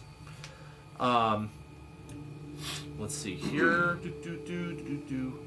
Lost my train of thought. Centaurs have moved in from the southeast. There's a small civilization of them there. Not very many. Probably about 20 centaurs. They are cavalry type. Some of them carry not only like swords, but they have lances. So they come charging in with those. There have been a few griffins that have been ridden in by other various woodlanders. And the Ents, of course. And then, what else? I think that was all. Yeah. So you have received some reinforcements, and they're gonna post up along south there. So I'm going to tell the king. I'm going to say, personally, I think the best one to help direct your troops will be Corbin. He's been running an army already for a little bit, so he has experience. I think he would be more beneficial helping you with that, and I think I would be more beneficial taking a specialty team somewhere. The Kenku, actually, I have written down as Spec Ops, Okay. because they are, not only are they extremely knowledgeable about the forest, but they use the guerrilla tactics in a very effective way. I love that. Tanisha's still gnawing on a turkey leg. And she's like, I'll go ham. I like Love it. that. That's great. I like it. So what I think, and I'm not necessarily ending because it's only 8:30, we could go for longer. What I think we could do, if you like it, is then when the real battle kicks off, I'll set up an entire wargaming battlefield on the whole table. I'll have to like put up something for. Well, we won't need character sheets in the same way. Right. We'll have the D6. I'll spread out a whole bunch of D6. Bring as many D6s as you have. And we'll assign forces to each of you to command, and I'll have to cook up something for the Ents because I don't have anything for the Ents. But we'll use my simple D6 system that I have here, which if you want a refresher, there you go. And we'll do a wargaming session that's not D&D, but it fits into the campaign. Love it. That sounds fun. And we'll just go all out. Love it. Dice everywhere. And if we fail, we die. As many miniatures as we can fit on this table. Like I'll come up with some numbers, and I'll have some like skirmish scenarios that I'll plan out and roll it. We'll just have a good time. And if we're if we're really enjoying it, we could do another session of it if we want. Yeah. And sounds like fun. Yeah. That'll like scratch that itch I've had for a few months I'm now. excited to try that. Oh Well, man. I'm gonna hang out with the Kenku for a while and try to like learn what they know about the guerrilla tactics and like just how they fight in general. So it can be like a well-oiled machine there. Nice. One quick more thought before I forget it. That way it's on the recording. I'll try to remember to do this. Make a quick little video of how it would work simply. Just rolling some dice, doing a mock battle, and then send it to the group chat so that you get a visual in case you That works. you I like like it. remember things better that way. Yeah. I So that's how I remember things. So you want the Spec Ops? You want the Kenku? I want. like this. I want the in and out. Yep. They'll have something special that I'll think about. 'Cause- I'll make some cards that I'll hand out to you. Like, this is how your forces work. I love chaos, and what's more chaotic than guerrilla warfare? I'm all about it. I mean, and Tanisha, that's like right up her alley with the shadow stepping. Yeah, Oh, she was- absolutely. She fit So, perfectly in. With yeah. And then we can sort of jump in and out of little like normal D&D skirmishes I if like we that. want, Yeah. so that Yeah. they're like, oh yeah, I really want my player to do something. it. Yeah. That's now. That's a good idea. Something that I like in other campaigns, and I've done big war stuff like that. They've had either mass battles or just like the battle kind of raging in the background, and then the player characters had high priority targets that they'd have to go after, and depending on their level of successes, they got like victory points, if you will. I like it. So, and Small there's mini boss battles for yeah, important like parts. there's no reason we can't do like your wargaming thing for a few rounds or whatever, and then like have a skirmish thing happen. Like, oh, they have, like for example, in the one campaign they had hill giant siege engines, like literally hill giants that were just hurling boulders at the castle walls as their catapults, and the players had to go take those hill giants out. Yeah. The reason I like it is because it's still, you have to roll even for the battle going around, so it still tells a story of how that battle's Absolutely, gonna go. absolutely. You know? Yeah. It works for me. Sweet. But I do like the idea of having like, you know, if we're trying to take this outpost, this small outpost, where we know that is high priority, there's probably going to be some bigger things guarding it too. What do you think, Chris? I'm game to go. I'm It'll just be reading fun. Over it again. It'll be fun. Never done it before. I'm skeptical. You're skeptical? Very. How come? Excited. I'm not a big fan of big war game scenarios. Oh, that's why it's not. I'm not. My enjoyment of this is not contingent upon us doing that. It's like a good if test. it turns out kind of lame, we'll just shift gears. I like it. Yeah, I mean, I like the whole aspect of like the big battle going on and stuff like that with like alternate stuff for the player characters to do. It's just it's outside of my comfort zone for what I like to do. But I'm Well, willing who to give knows? it a try. Maybe you'll really like it. I mean, that's the whole thing. It's like maybe I will enjoy it. Yeah, I mean, and if it's not up your alley when we're doing it, just say so. Like, Yeah. Don't feel obligated to sit in the middle of something that's going to take like 4 hours if you're not having fun. So No, and believe me, I'll make it known. Right on. Okay. What kind of strengths do you think Corvin has? Like, other than his spells, sort of in like this grander battle thing. Like, what kind of stuff do you think he would do for the wargaming? Like, would he command a specific group? Cavalry. he's got the robots. You got the robots. I've got the robots. It wouldn't be cavalry at the very least. If there's like other spellcasters, possibly. Like castle defense. Like maybe castle defense, yeah, because he Okay. can be long range with his Eldritch Blast and stuff. So, I mean, int and charisma are kind of his best skills. So, but he's a scholar. He's kind of out of his element. Yeah. like. Yeah, I was just saying that's sort of Yeah. my thing. I'm a healer. I'm See, sort of not in my element to like So you would the commander of. you'd be great to Healers. tell the send in the satyrs to I was gonna heal. say, I think having you be with the satyrs would be a good thing. Right, but the thing is, that, like, there's no healing within the wargaming system. Well, that's because I hadn't thought of it yet. Yeah. It's either you kill troops or you are killing troops. You know, so there's like no heal. So I mean, it's just go. You know. I mean, our team could use a healer, but Right, but I mean, I if just there's- think you would facilitate it in a way where you roll a d4 and that's the percentage of this group of people that don't go down when damage is done to them if you're within a sufficient distance. and if we're moving things, you would have to be able to move the satyrs from one point to another to where you're gonna do the most effective healing.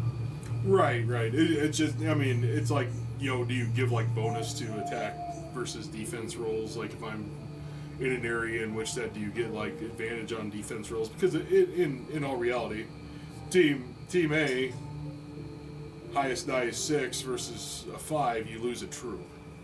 There's no like injured. It's like you either That lose a is troop or- usually how it works, is that you just, if you roll high enough. So things like a healer, we would just sort of fudge it a little bit and say, well, now it's got to be this number or higher in order to kill, because he's being Or the healer could just bring back Augmented. lost troops. or bring back lost troops. That's honestly the easiest way to do it. Like bring back, because just because they're down technically at 0 hit points doesn't mean they're dead, Exactly. and they could be brought back up. So you could easily have it, bring back lost troops. Yeah. Yeah, we'll just have to look at how we want to Yeah. go about that. Cool. Okay, so the forces move in the morning. Well, no, at dawn, and dawn is quickly approaching. I And want to take the Kenku and scout whenever we're doing you want to go scout? Yeah. Okay. I want to go and get healed. That is my main priority. I need healed. Will we have time? Will we And I'm not have wasting time my for a spells. short rest before anything happens? Yep. Okay. I am Yep. not You got a wasting short. spells. It's because short rest is. An hour. Yeah, I've sort of. Was it this campaign that I made it a half hour? I don't remember. I don't know. I think Or it might have been the other game. an hour is fine. If it's an hour, I want us to because I kind of want us to get out there and set up before we rest. Do you have any ideas for like preparing the battlefield?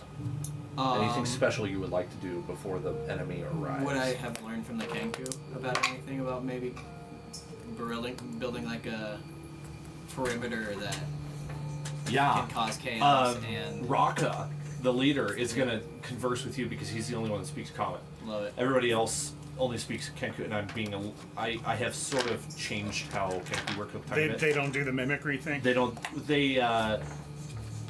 They can get to a point where they know a sufficient amount of language. At least they can one guy. communicate. is- Yeah. They can mimic enough things that they've already heard where they can actually communicate. Yes. Yep.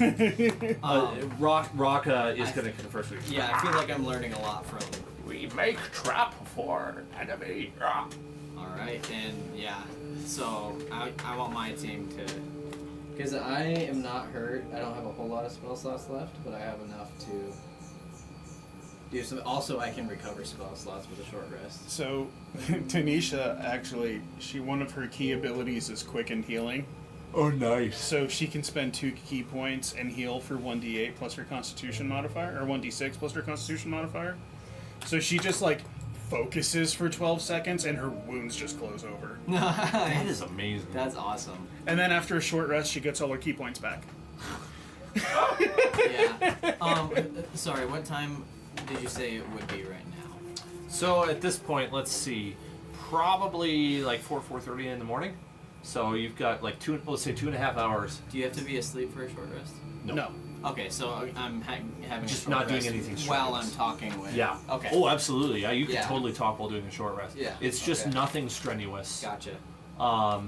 Raka will lead you out into the woods to the south, and he's going to gesture to the trees with his talons, and say, "We will put anti-air in the trees." Perfect. And I tell him like in some choke points maybe.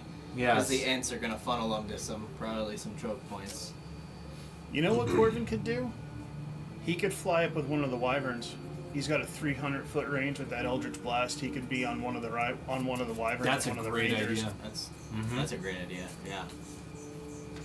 I Yep, like that. you'll have a professional rider steering the wyvern, and you'll be riding in the back. You'll be the tail gunner. Yeah. We'll need to find a way to communicate between us. Yeah. I can maybe pick up sending. I'm not gonna prepare that as a spell. You know, Sending is tough because it's only once. it's only Yeah, one. it's time. only once. We would it's long need like a reply. telepathic bond or message as a cantrip. Does anyone have an orb in their inventory? Did I give any of you an orb? An orb? Yeah. Just trying to remember which game I did this in. No, it wasn't us. It wasn't you? I don't No. think. Okay. Alright, then that is a moot point then. Yeah, I don't, Something where you can talk to each other. I don't have I message. crafted a very specific communication item for my other game that I couldn't remember which group I gave it to. In 3.5, there's something called a far-speaking amulet. Oh. It's an amulet that has little charms, like 4 other charms that hang off it, and you can divvy out those charms, and they can be worn as like an earring. Ooh. And anybody wearing Oh, I've an heard of earring can converse with the person who has like the main necklace, and like the main necklace wearer is like a hub for everybody. Oh, that's cool. Yeah. If I showed Raka this the Volo's Guide to Monsters, which gives us proficiencies in these, Uh-huh. can we go through the creatures that we saw? Yes, absolutely. I actually have it written down what we saw too, and what we learned that they were using. So we had lycanthropes. So and we did see wereboars. We saw the vampire bats, minotaurs, the gnolls, giants, the goblins and hobgoblins. So we're gonna study these creatures as well in this guide. Something they called a jungle walker. We don't know what that, like, the hobgoblin called it a jungle walker. I don't think we ever figured out what that was. But make a nature check with advantage for having Volo's Guide to Monster. Dragons are also. Natural 20. Yeah. Whoa! Nice. All right. So those floating jellyfish are what are known as jungle walkers. Oh, okay. Okay. Which is ironic because they don't walk. Right. Also, evil dwarves is something else I have a note of. Like, I already red- have like proficiency red against them.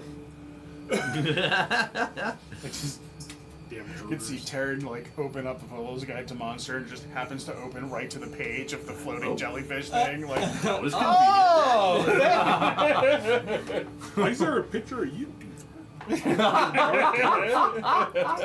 Would it be out of the realm of thinking to blow the horn to see if he can give us telepathic bond? I feel like it was pretty early that we've done it already. I mean, it's less than 24 hours. Even if it's like a once per day, it technically maybe if magic items technically reset at dawn, maybe you could do it at dawn. That's what I would say. Once dawn comes, that timer's reset Okay. for that one. I'm gonna think about doing that. Okay. That sounds good. I feel like that's the only way we'll get something to be able to communicate constantly. So the Kenku have set up a few traps that are really important. So they've gone around to the west side and they've created a couple hidden pit traps with the help of some of the other forces to do the grunt work. What you thinking? Telepathic bond is a wizard ritual spell. I could put that in my Book of Shadows, and I could literally cast it as a ritual. Go ahead. I love that. Then we don't have to. A gift from the Runekeeper. On Love the it. south side, they have set up some swinging log traps in a choke point, where there's a bunch of rocks kind of funneling in towards Mahillimnir. They've set up some logs with the help of the Ents, grabbing dead logs, of course, not living trees. And they've set it up so if you've ever seen The Empire Strikes Back, Return of the Jedi, where they attack where they the- come in on the ATST and right like that. Whoever's on that one, I'm gonna make sure they are aware of what they are sending that trap on. Make sure it's something big and worth that trap going off. On the north side, they have been able to fashion some rolling boulder traps off the backside of the hill. So up at the top are some scouts and people with levers, and then at your signal, they can move the lever and cause the rock to tumble all the way down and roll, hopefully, and knock down foes like bowling pins. And that's about all the traps that he's been able to set up. I mean, there's some more spike walls that some of the druids have been assembling as well. Is Tom Bombadil gonna be here for this? He is down there sort of assembling his force of satyr healers right now. I kind of want him with me. You could go collect him. I would like at least one support, and I know we fought with him before. He's trustworthy. Yeah, and like he's familiar, and I know he's good at what he does. So it would be nice to have at least one support in our like. Karen, it's been so long since I've seen you. Tom, good to see you, man. How are you doing? It's good Oh, to see you. it's been an adventure. As it sounds like it has been for you too. Oh, absolutely. We have been through lots, but we are ready here at the end too. The end of Yes. all things. I have not yet been able to congratulate you for rescuing the prince. Oh, he had his hair, by the way. He had his hair. He did. Well, imagine that. Well, I was so, I was worried about the guy, Why, An elf without his hair just... to be honest, I was a little worried about you. I kept talking about the heir of the king, not the hair. Oh. I was a little unsure why you were Yes. confused about this. Well, Started to wonder if something was wrong with that head of yours. it worked regardless. Oh, it's Um, good to see that he is in possession of his hair again. I wanted to ask you, how would you feel about going out with a special unit? Aye, I could do that. I know you and I have experience together, and I would feel a lot better with you as a support. I would be honored to. Perfect. Well, we are going to be a early group that goes out. Probably want to leave the castle probably around 5. Or He's earlier. gonna beckon 4 more satyrs over to him, and they have supplies in bags, just kind of like medic backpacks almost. And he's going to instruct them to come along with and set in strategic positions healing supplies, so that you have these supply, like basically like for like medicine kits. Yeah, if we need to retreat and grab something. we All can. over the place, just like hidden, Yeah. so that the enemy doesn't know where they are. But if you're like medic, he Yeah. can run over to the rock, grab the medicine kit, and run over to you. Love that. Little hidden caches of important healing stuff, So it's like paintball. and a couple of the Ashen elves are going to come along with you as well, and they're going to similarly in these caches drop off strategic weapons for you so that you can refill your arrows. Maybe a couple simple melee weapons just in case you're in need of them. I'm weapon bonded. This is such an awesome spell. I used that last night. I had my great axe on my back and I said, Marcos summons his blade and you see it disappear off his back and appear in his hand. I love it. Weapon bond's cool. That is flavor text that as much as you can when you use it. I Okay. mean, like, Okay. I don't care will. if it sounds a little game breaking. Like, be Thor and watch Mjolnir come flying through the trees to you. Like, it's cool. Mine's gonna be Sliver, just a needle flying through the air. Just a freaking silver just.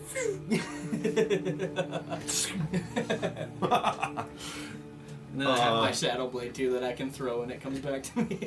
There's let's see. The druids have been cooking up something special. Almost quite literally, they have been making almost like potions. But really, what they are these water skins full of a caustic liquid that they have brewed up with some special herbs. All like basically like potion making. Here Look and over they. to Tom and I'm like, is that the stuff you gave me that one day? Oh no, not at all. No, this is something very special. Oh, and I knowing what the satyrs have, I'm like, that's good to know. That's probably gonna be one of the first things I go for if I'm in trouble. He goes over to Corvin and he says, "These are for you, and be very careful. Do not touch the liquid inside." Thanks. So basically, what he's handing you is a bunch of acid potions Okay. that you could drop on unwary enemies beneath you. Acid bombs. I slowly put it back down. Right? I don't think I want to drink this anymore. Nope. Maybe he could handle it.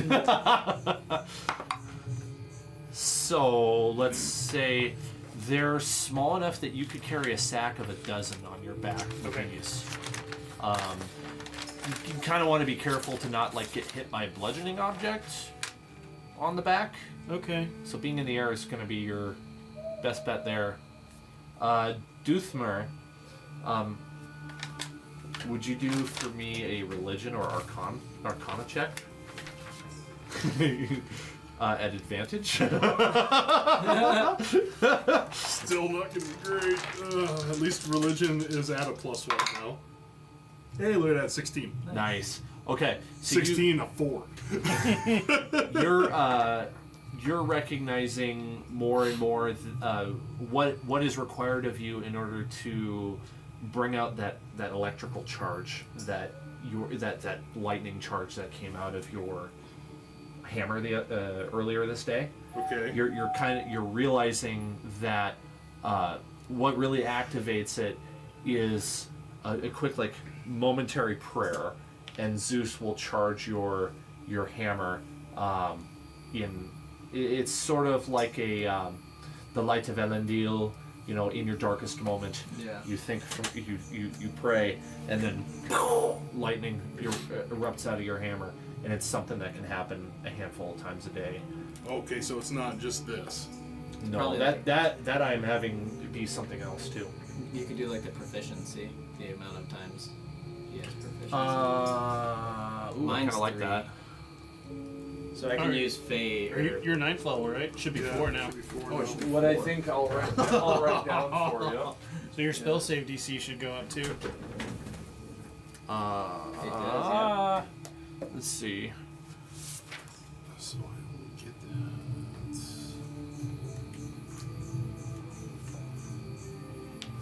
So once a day, as a bonus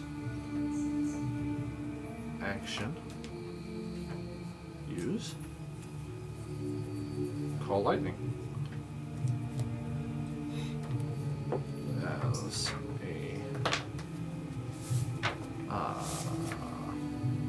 answered prayer. And so, Call lightning or chain lightning? which do you want it to be? Which one's chain lightning? Is that one just? That's a level 6 freaking more boom boom bastic. Well, So this is- Call Lightning does Call the lightning thunderstorm. makes a thunderstorm. So you can already do Call Lightning, which is why I'm giving you this as like a bonus action. So Yeah. you could feasibly be in a situation where you Call Lightning and then you bonus action Call Lightning. That's sweet. I just feel like Because call lightning's it's These- a Is it Call Lightning or Lightning Bolt? call lightning is where I create the storm and then I say boom, and I pick a point within the storm. Yeah, that takes concentration. It takes. Oh, 10 should it minutes maybe be concentration. Lightning Bolt? Would that be more fitting? Lightning Bolt, I think, would probably be more fitting. More, yeah, something Okay. along those lines. Okay, let's. That's why I was like chain lightning. Which one's chain lightning?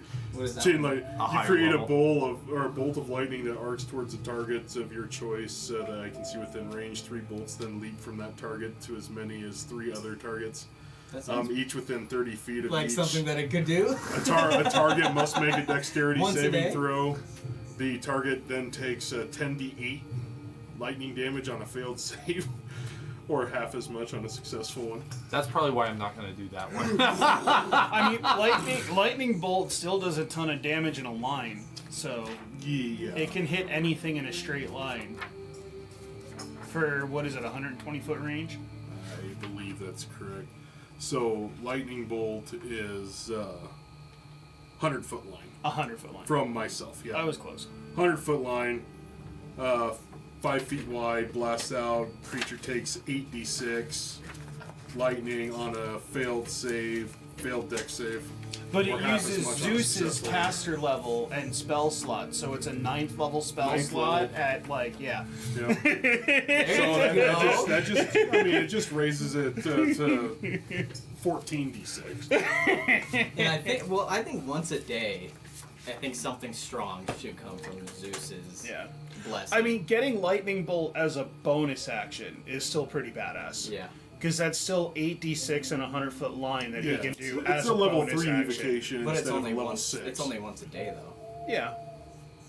It's a level 3 instead of a 6, which is fine. Freaking that's ridiculous. I've been forgetting to write down these NPCs on the sheet of people that you know. I'm cooking up something for Tanisha. Okay. It's taking a. I lost my train of thought on where I needed to look because I got something for her. I also want to go just have just talk to the elder a little bit and kind of just like, you know, just talk and get to know her, and then give her a leaf if she wants. Oh, nice. So just sort of improving your repute with her. Yeah. Yep.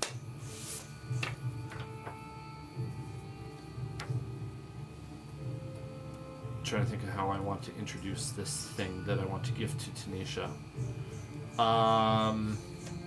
She found it in a chicken leg of the thing that she devoured, and it got stuck in her teeth. One of the cooks lost a ring in the turkey and she found it. Oh, that would be cool if it was a ring. Okay, It's gifted somehow. yeah, I'm gonna go with as Tanisha is gaining her bearings, walking around Mahilimnir, she finds herself wandering into one of the tree houses, and there is an older elven woman that you guys have met before, who has kind of some special items, and one of those items is something that she recovered from Wyvern's Rest. It's one of the Velithari pieces of technology. Okay. And she looks at Tanisha, recognizing she's a rogue, and realizing she's an ally, not an enemy. And she says, "I've been holding on to this for a special time, and I think that time has come." And she gives you the arrow of Undanta.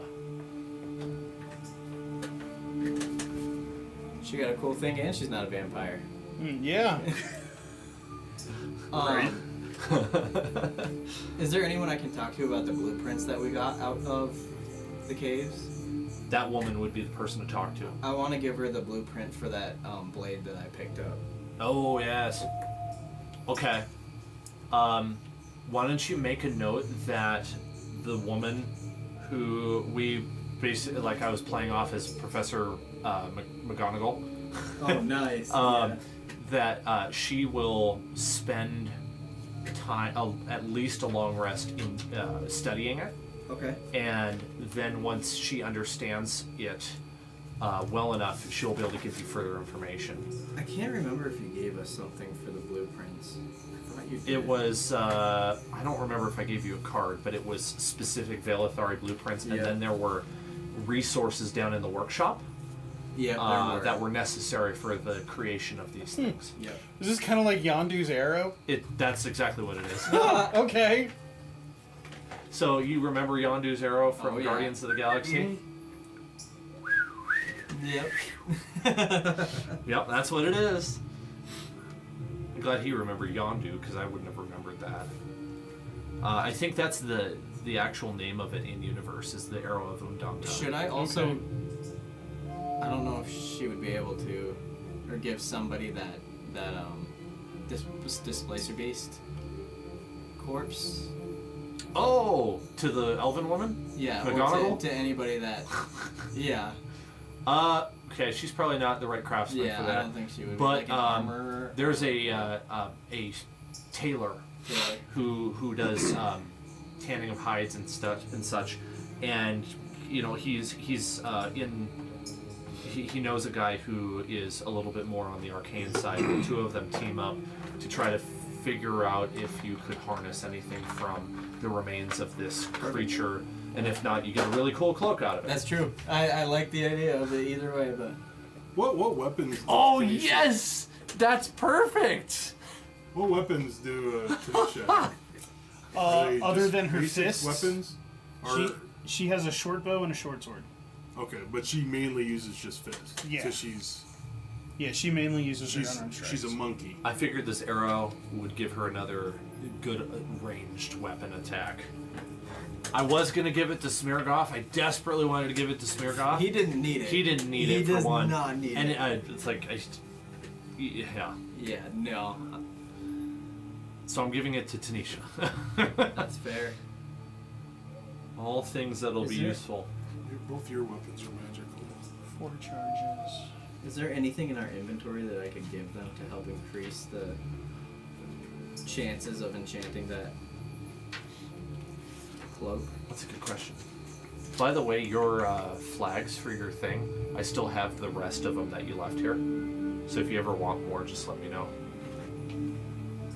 Do we have an inventory for our bag? What bag? I think that's Right. Mine? Yeah. what. Yeah, I think Chris has I it. have just shit in there. There's not much in it. Not much in it. No. No, there's not much Um, in it at all. As a gesture of gratitude, one of the hollowed out rooms that is relatively unused has been cleared out for you, with the exception of some basic furniture in there. And one of the pieces of furniture is a lockable chest. And you are welcomed to make that your home away from home. While you are here in Mahilumnir, this place is yours. And you may live there whenever you are at Mahilumnir. It will be reserved only for you. Love that. We have a small base of operations. Don't you have a still? You already think you're making alcohol? Yeah. No, it is back in We just got a the room. Where's the alcohol? Alright. We have a treasury somewhere too, like a At- whole. In Waterdeep and Baldur's Gate. Yeah. Yeah. So let me get this And we've been, so I understand this we've been arrow. getting Uh-huh. money. So it's like got every 4 week. charges, Remember?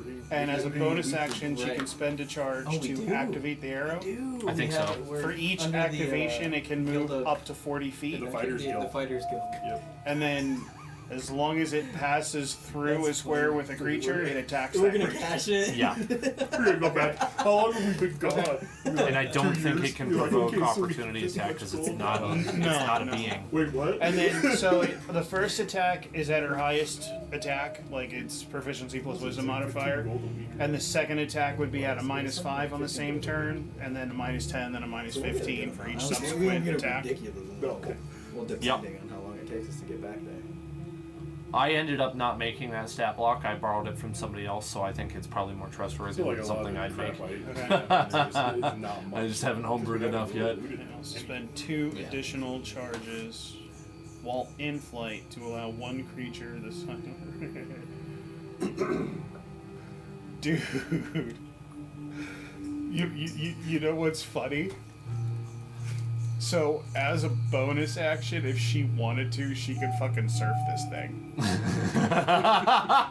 Because it says she can spend 2 additional charges while in flight to allow 1 creature of size medium or smaller. So, So, as a bonus action, if she wanted to, she could fucking surf this thing. Because it says she can spend 2 additional charges while in flight to allow 1 creature of size medium or smaller. 2 additional charges while in flight to allow 1 creature of size medium or smaller to hold onto the arrow and be carried through the air for up to 1 minute. Wow. So It's a broom. Yeah, She could ride it she like a could broom. ride it That's like a awesome. freaking broom. Well, she's a halfling. It's perfect. I love that. Yeah, just Yeah. seeing a halfling flying around. Where's Tanisha? Look to the western sky. Just a streak. Yeah. It's nice too, cause like with this too, it'll also give her something else for her bonus action if she can't. Oh, yeah. If she can't like shadow step or something, or like you said, if she needs a good ranged attack, like she can and. And I kind of got the feeling the last 2 sessions that she didn't, like, her turns were very short, and I wanted to make them a little bit more meaningful. That's a monk, though. Like, Yeah. That's the problem with a monk. It's like, okay, I hit things, but you hit them really hard. you know, like, That's fun. yeah. I'll show it to her then when I get home. Cool. That's pretty cool. Probably wrapping this up. We're right at 9 o'clock. Anything else? I've had a really good time tonight. Yeah. Yep. Me A too. little different than what we've had recently. Not so much fighting. No.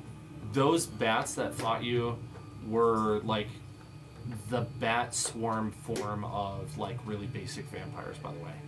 Okay. So the idea is that you guys would have figured out that there are a couple vampires, probably not very many, that were also looped in. Oh, and the other thing is, this seems like quite the hodgepodge of enemies. Yeah, it does. And some of them seem like they would really have it out for each other, which is strange.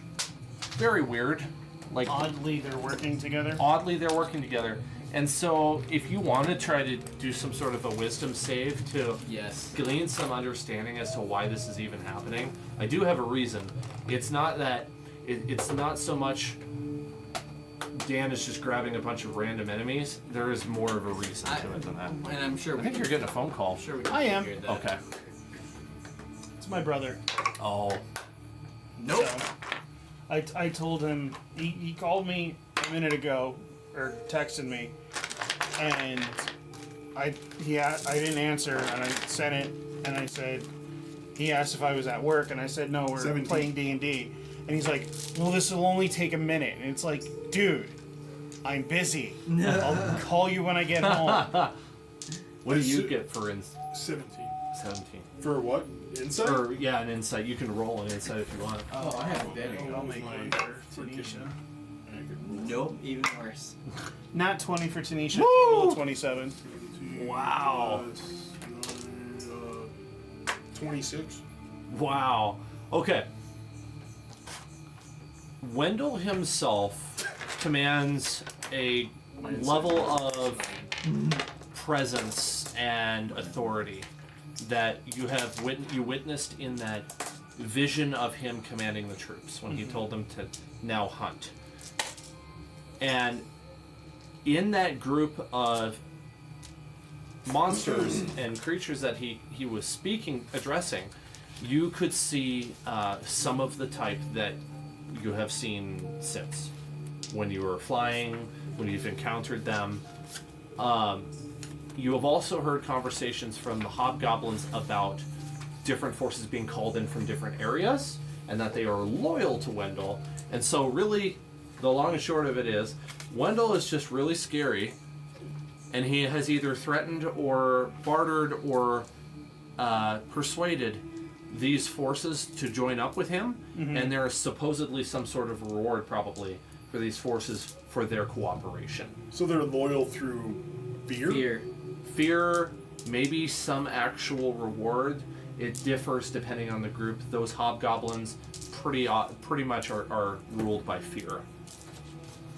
They're very low level in comparison to Wendell and his, the forces that he actually created from the ground up. Oh, by the way, those tripods are a creation of his. They're certainly something that did not exist anywhere else. Same thing with what I've dubbed the stone flesh, those little stone guys you ran into early on, which you have not seen since. Would I glean a lot of information about these creatures in the Bolo's guide? Like, would it tell me like some weaknesses that this thing might have, or Like the tripod, or anything any particular? any of the monsters that we're fighting? All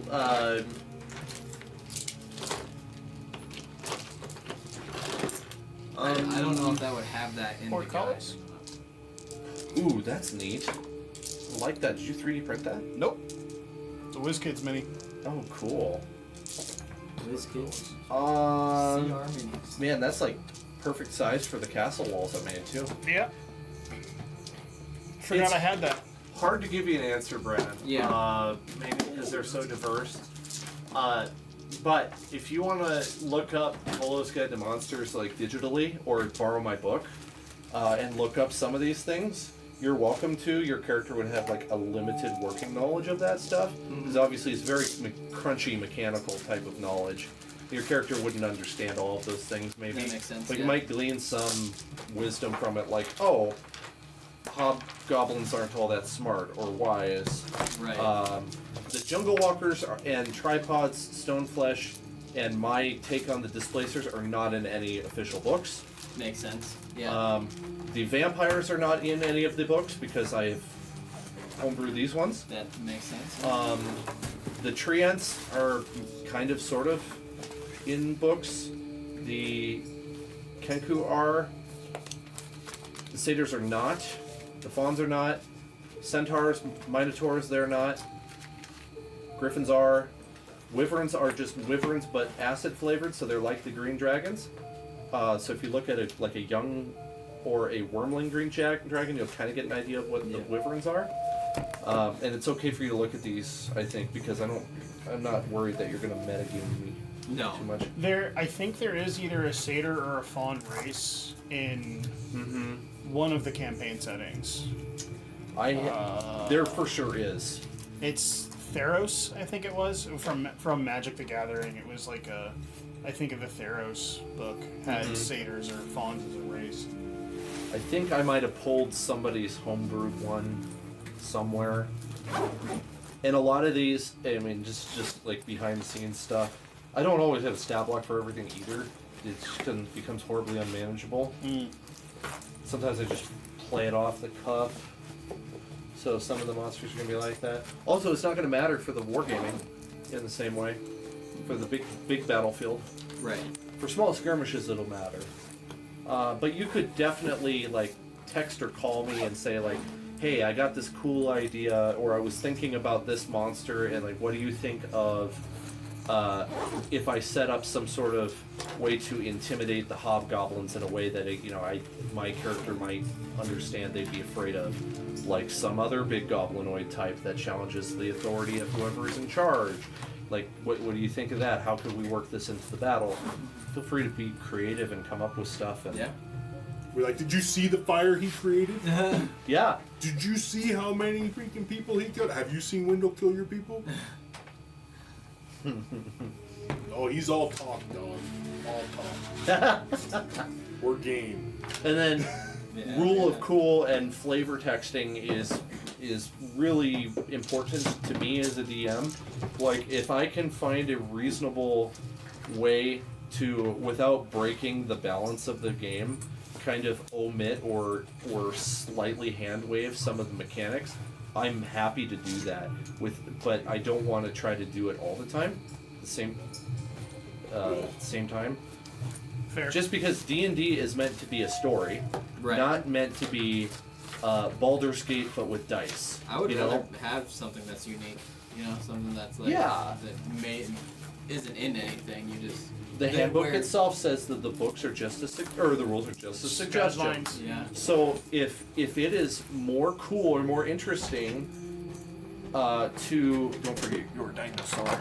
Oh. What the hell? Thank you. If it is Dinosaur. more cool and interesting to you, oh, we got all those guys there too for him. For you to try to flavor text something or just pitch it to me in the battle, and you're like, "Hey, I know the stat block works this way, but what do you think of this?" Give it a shot, Yeah. because I'd much rather follow that spirit of the game than try to be as by the book as possible and make it feel not fun. So No, I am all about that. that was a lot of words. I think you know what I mean. I mean, These were all his.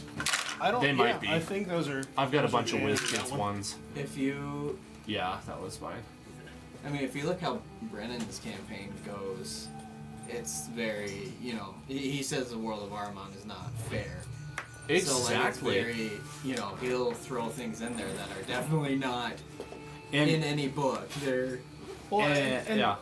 I know even Matt Mercer also homebrews a lot of stuff. He'll homebrew classes for people. He'll Yeah. homebrew, and then he honestly gets a lot of shit from people because he'll hand wave shit or let shit happen that technically shouldn't be able to happen by the rules, and he just goes, "I'm the DM. yeah, literally. What do you do about it? I'm the DM." Yeah. Yeah.